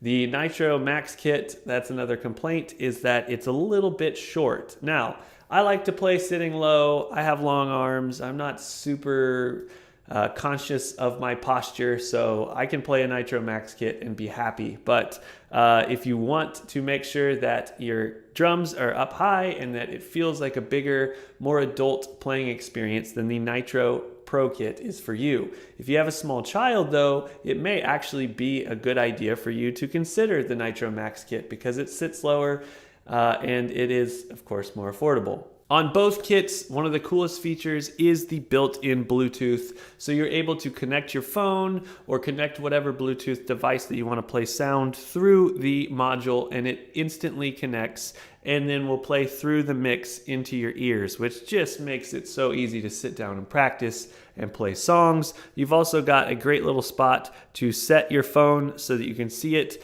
if you want to play along to the Drumeo lessons, which by the way, the kit comes with 3 months free of Drumeo, which is incredible because they are amazing lessons and you can't miss out on that deal. If you are a newer drummer, you got to go download it and you got to learn from the best, from the pros. I actually have some lessons on there too, but I am by far and away like the least talented player on the whole site. That's how incredible this site is. You got to check it out.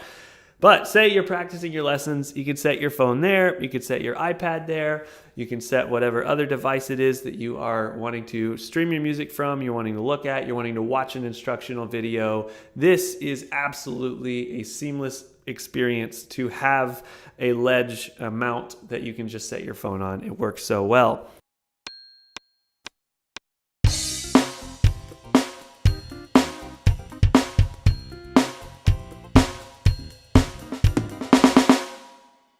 The module also has built-in click, it has built-in rhythms, it has built-in songs, all these practice tools. You can record yourself, you can start and stop, you can change the tempo. All of that is built into this module and it allows you so much ability to practice and to just be inspired and to sit down behind this kit and have a good time. And that's what it's all about.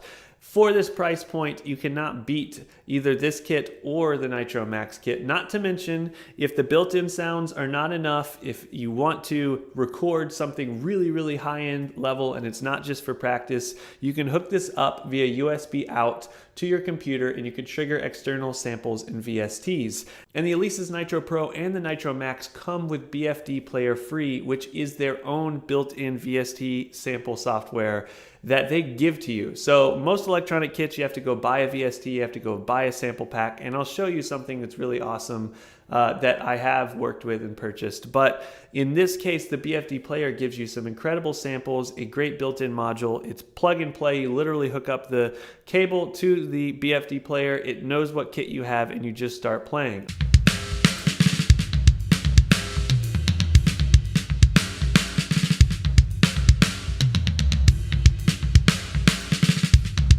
Otherwise, you can go in and you can choose the MIDI voices and send those over to a different external VST to your digital audio workstation, and you can record this kit like it is a real drum set in a big studio, or like it has some of the most incredible samples in it. And that's what's amazing about this price point, is if you have a great acoustic kit, but you don't want to buy microphones and an interface and stands and cables, and you don't have a great sounding room, you can pick up an Alesis Nitro Max or this Nitro Pro, and you can record and play incredible samples at home. You can write for your albums. You can just be more inspired by the sounds you're getting while you practice. You can record really cool drum covers, videos for the internet, social media, drum lessons, practice, whatever it is that you're trying to record. A kit like this instantly allows you to level up the sound without any of the complication, without any of the additional purchases. And it allows you the ability to practice quietly. That is awesome. All right, it's time to decide, is this the best budget electronic drum set of 2024, or does the little brother, the Alesis Nitro Max, win because it is $200 cheaper?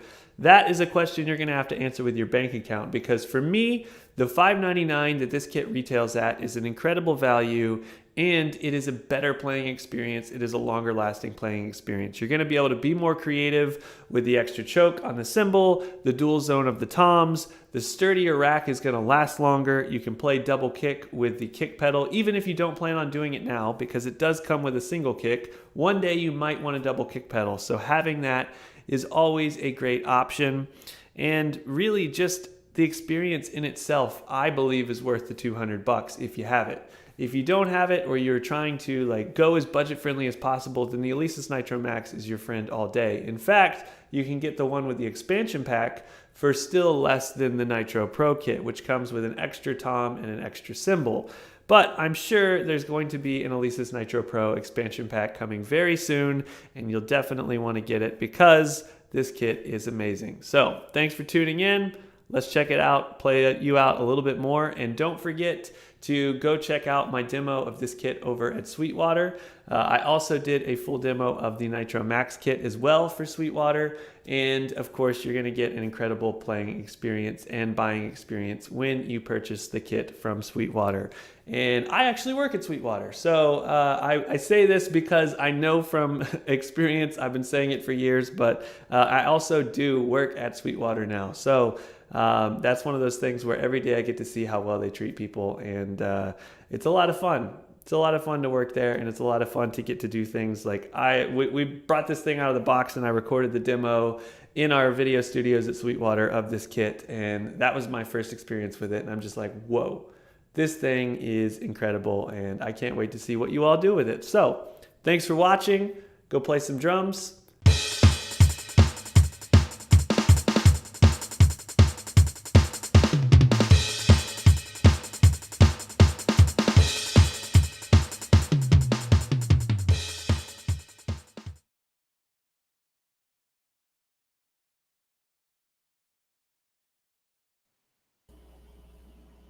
Oh, Cooper has the coolest job.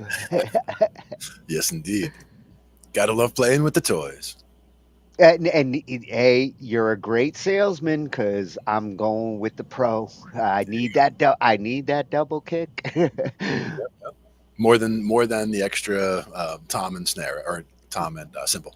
Well, plus I like a drum set with a nice rack. So I'm going to spend the $200 for the nice rack. Yeah, I would do the same because I have seen, not that I have seen the 399 one and or know anything about the, the rack being less sturdy, like he was saying. I have seen electronic drum kits where the rack isn't as sturdy, or whatever mount they're using. Like as you're hitting the drum, it starts like rotating down away from you. Like, instead of being flat, it's like. I've dealt with it with keyboard racks, and I've had cheap ones and I've had expensive ones, and there's a reason why you pay for the good racks, because they you use them. Sturdy construction is very important. I mean, again, it also depends how much you're going to be breaking it down and setting it up as well. Do you want a much more sturdy rack that is going to basically be set up in your room and lives there, or do you want something that you're going to be able to, break down quickly and easily and move it somewhere and set it back up easily? And it's going to set back up the same way as when you took it apart. And that's also where, if you're putting it in a car, taking it back out, that's where usually you can't leave it fully set up depending on the size of the kit. But, there's certainly a lot more setup involved with an acoustic kit than there are with most of these electric kits. So they are designed to be broken down easily. You see why these are my contenders, and they're both from the same company. There's other companies in the $300 to $500 range, but Alesis has the reputation. When it comes to digital drums, they've been there since the beginning. And if I'm gonna go get an economy drum set, 500 is a great price point. This is the best I've seen in the $500 range yet. Yeah, I agree.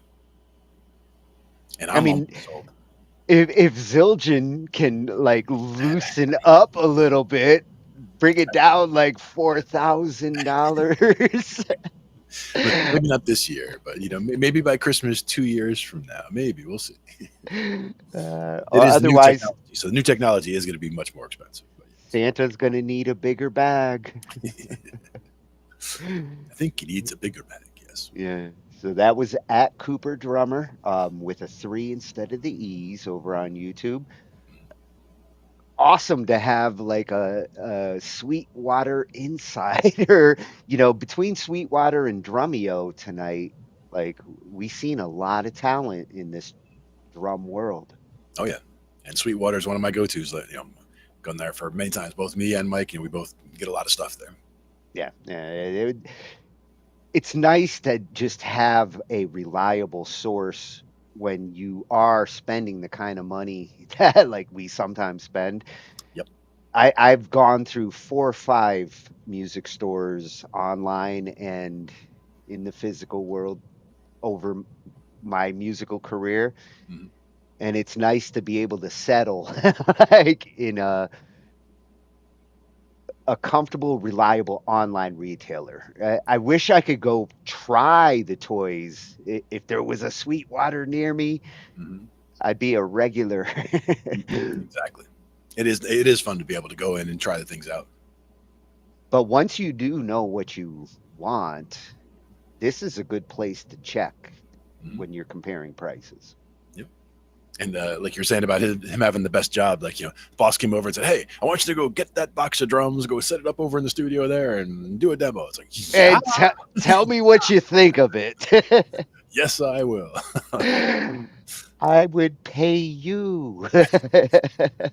Exactly. Like, I'm going to work through lunch. So for our last video, I've got a homework project. I've got to learn this machine. Welcome. And it's got lots of, just like you were talking about, it's got the knobs that you like there. It's got lots of buttons. And now I see the bank of buttons on the right. You got the 16. What are the 8 on the left? Are those more like menu buttons or different pages, you think?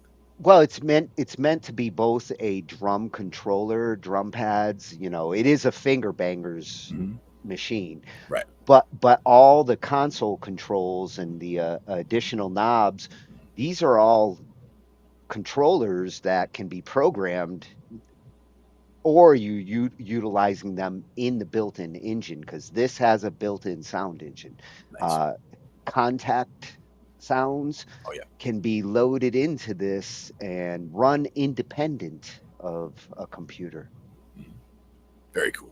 It's a powerful machine. Cole says gonna have like a field day once he's got this configured, but we've got to learn how to set it up. And Sanjay C, nice, awesome reviewer. We're gonna see how his tutorials are, because he knows his gear. Let's check it out. Yeah, at Sanjay C on YouTube.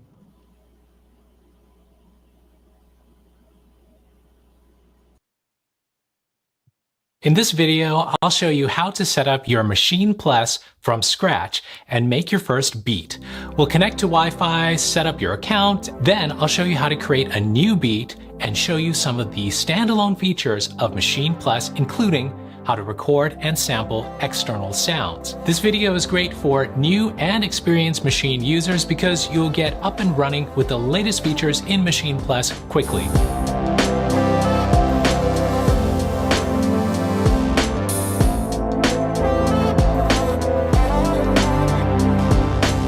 Now, if you don't have Maschine PLUS yet, you can order it using the link in the description. If you use my link, it does help out my channel. Thank you. If you're new around here, I'm Sanjay C.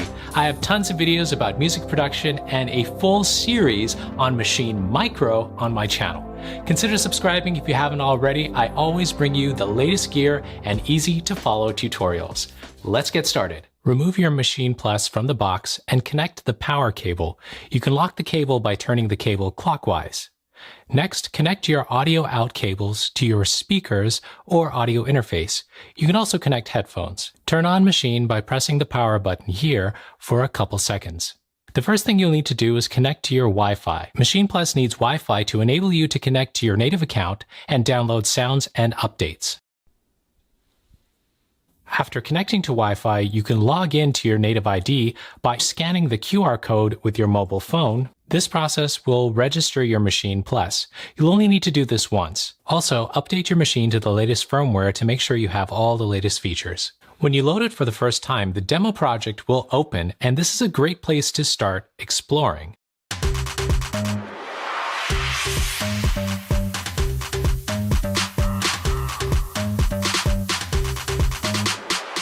Alright, that's all fun, but let's build a simple beat from scratch. Let's add another expansion through Wi-Fi. Remember, Maschine PLUS comes with lots of drum sounds already, so you can load another project or groups of drum kits to get started. But if you're like me, you always want more, so let's try something else. Press Settings and then move the encoder knob to Library. You'll see the expansions you've already purchased in this list, but if you haven't purchased anything, you'll be able to download some and install them from here as well.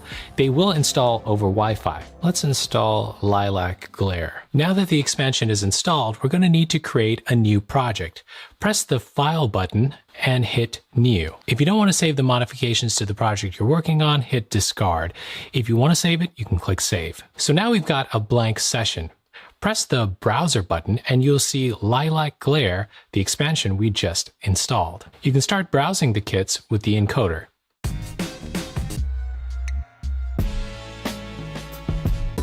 I'm going to load the Blue Tails kit.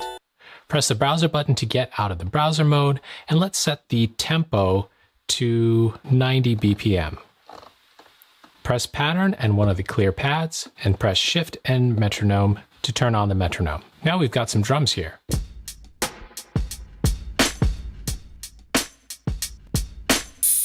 Press Shift and record for the count-in.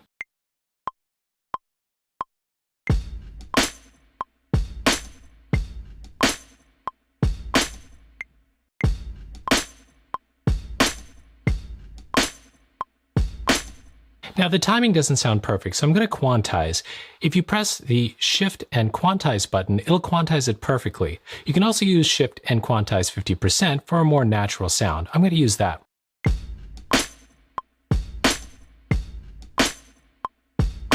Great. I'm going to enter the hi-hats using the Note Repeat button. You can select 16th notes, 30-second notes, and eighth notes. I'm just going to use eighth notes.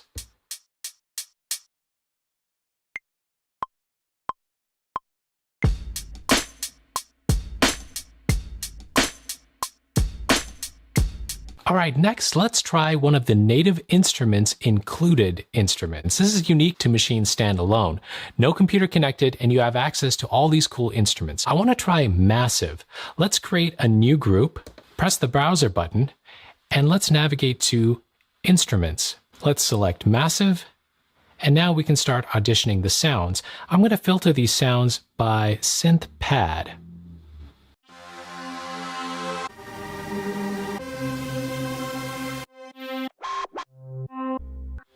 I'm going to load Astral Straw. Pressing the chord mode will give me some chords instantly.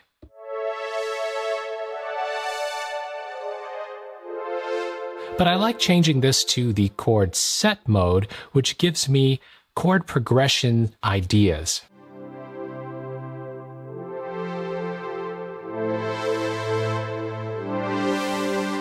Let's record that.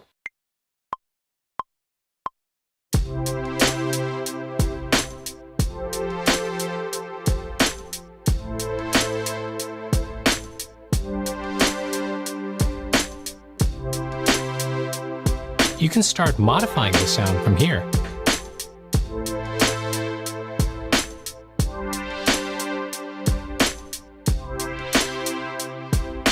At this point, it's good to save your project. Press Shift and the Save button and choose a project name. Alright, that was decent, and I could get by using the chord mode on Maschine PLUS, but I miss having my keys. Let's connect a MIDI keyboard. Alright, I've connected the keyboard. Let's create another group, and let's choose another instrument. This time, I'm going to choose Monarch.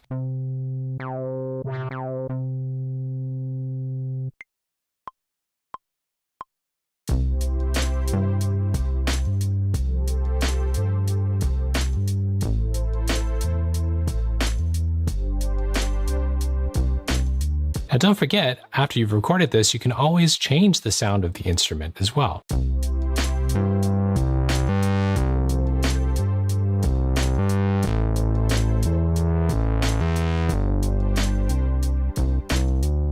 Alright, I want to add another sound. I've got this old Casio CZ101 and I want to record this into Maschine PLUS. You can connect external gear into Maschine PLUS, anything like a mic or a synthesizer, whatever. I've connected the CZ101 to input 1 on the back of Maschine PLUS, and I've created a new group and a new pattern. Next, hit the sampling button on Maschine and make sure you've got the right channel selected. I'm using channel 1, and so I've selected it as mono and input 1. Press the start button at the top and shift and record for the count-in.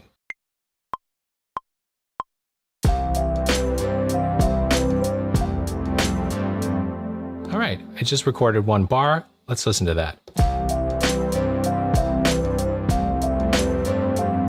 Alright, let's add some effects to that sound. Now we can use some of the internal effects that are already included, but there are some other really nice effects that you can download. Let's go to Settings, back to Library, and let's download the ROM reverb. Let's navigate to the plus sign there, click right on the encoder knob, press in, and you'll see you've got a few internal effects. Turn this encoder knob and select Native Instruments. There you've got the ROM VST. Press that, now we've added ROM to this.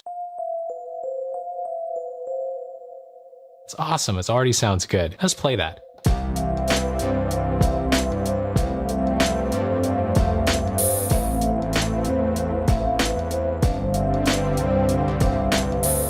It's already sounding great. Let's change the length of the pattern to 2. Now it doesn't repeat as often.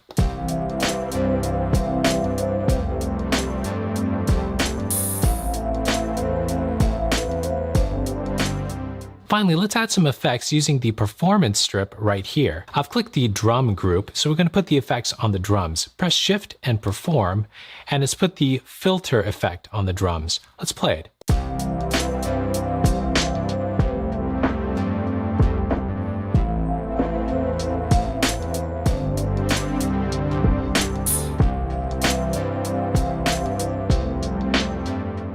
Don't forget to save your project, When you come back to Maschine Plus, you can always click the File button and see a list of all your projects and load any one of them.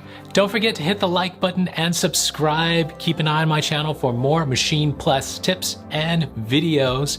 Keep making the music you love, and I'll see you again soon.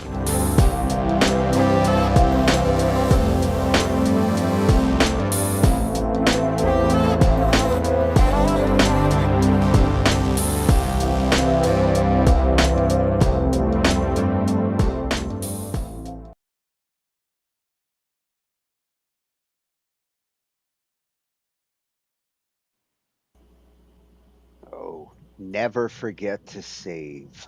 Always, always never forget to save. And that's one of those that, yeah, I see people that turn off their board by turning off the power strip and like not even giving it a chance to shut off. You know, it kills me every time because, you know, having a background in tech support, it's one of those things that just cutting the power is not the way to do things. It's like you always want to save it, shut it down, you know, allow it to exit gracefully, all that good stuff. When you're dealing with synths and sequencers in some of these cases, if you don't save when you turn the power off, It's like gone. it's not usually stored in permanent memory until you save. Yeah, so hopefully you remember because it doesn't.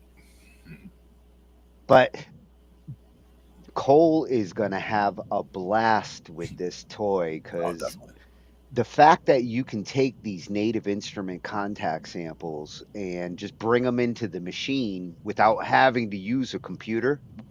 Yeah. I love the contact like solution, but running it from I need a separate machine just to run contact. It's a monster. But this machine does it all without the computer. I love it.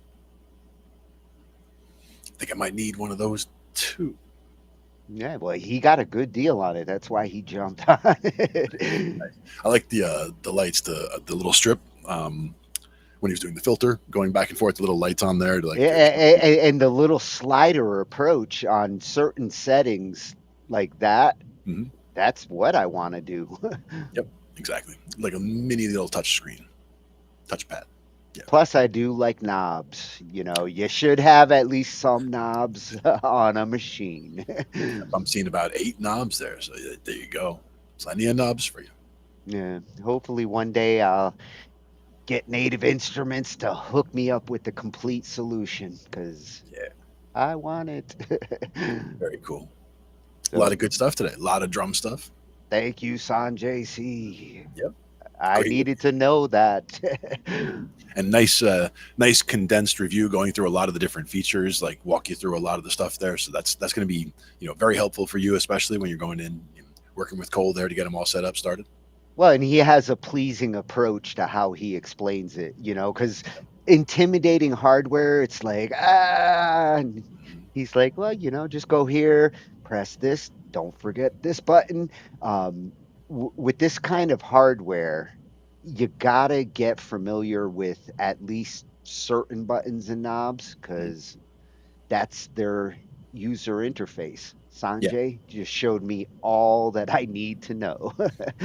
And like, not that it's a drawback to the thing at all, but as far as like entering your Wi-Fi password, for example, like when it brought up a keyboard on screen, I'm thinking that's going to be knobs also. So you probably got to like dial your way through the keyboard. So, I mean, not that that's, again, you're not going to have a keyboard on a machine like that because there's no reason to other than those brief things where you're trying to say something. You had to figure out something for that. Connecting to a Wi-Fi from a musical device is no different than a printer nowadays. Sure. Good stuff. And if you do have to put in the password to the Wi-Fi for a network printer, then, you know, consider what your password is and how complicated it needs to be. Yeah. Well, in this case, they were talking about even just being able to log in and get the downloads into the device. Yeah. Well, you have to authenticate your Native Instrument account, which is, you know, that's how they keep things working properly from their perspective. And you can get Native Instrument samples all over the place. But whether you get them supported and they're beautiful samples and sounds, you want to go get them this way because they work. Yeah, exactly. And again, it looks, takes everything out of the equation. It takes the PC out of the equation. You don't have to worry about what you're downloading or where you're getting it from. It's just all in the device. So I like that. Yeah, getting the PC out of the equation, I love, because I like my synthesizer over there and I like my PC over here. And I do connect the two of them, but when I want to, yeah.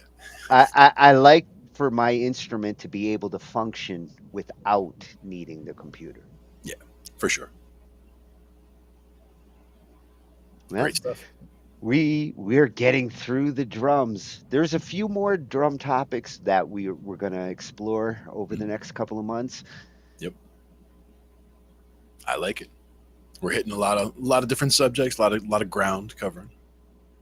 Yeah, there's a lot of people in a band. We're going to get to all of you eventually. Everyone gets their highlight night. Everyone gets their moment in the sun. Oh. That one's over there. This one's over here. I'm over there. You're over here. Now it's our time. This is since you're here and I'm here. Isn't this our time? Nothing wrong with a little snack on our time. Oh, double cheese pizza. Right over here. Very cool. So thanks for joining us all on another Thursday. What do we got coming up? We're finishing up the WAG this weekend. So tomorrow night, we're going to be taking a look at the tracks again, last minute voting, which will be in the description. So if you haven't, I've got to put together a judge review video. And you've got work to do. At least I don't have mail. That's right. But thanks again for everybody coming out. Join us again next week. Probably is next week more drums, or we're going to do something different next week. We're not sure. Yeah, I'm still in exploratory mode there because there's a few other things that I've been wanting to look at. So next week's going to be a surprise. All right, surprise. I like it. Thanks, everybody, and join us again next week. Join us tomorrow. And join us anytime. All the time. All of the times. That is when to join us on Talkin Shhh I.T. Night, everyone. Good night, everyone. We cover digital audio workstations and music tools. We explore theory, gear, and MIDI too. How to arrange, compose, and the art of arranging. Taking a look at AI and how the times have changed. On a PC or a Mac, and even with a mobile device, we'll be talking about it all every Thursday night. From software to plugins and synths that entice. Dive deep into tech and let creativity take flight. Talkin IT. We're talking IT. Come and join in and have some fun. It's highly educational with a lot to learn. From bedroom producers to seasoned pros, we're breaking it down so knowledge grows. Whether you're a DJ or a beat making wizard, we got the tips and tricks to make your sound sizzle. Mixing and mastering, that's our jam. With the tutorials and tips on how much rev. Get the best quality from your setup and gear. Tune in every week and lend us your ear. We're talking IT. Come and join in and have some fun. It's highly educational with a lot to learn. We're talking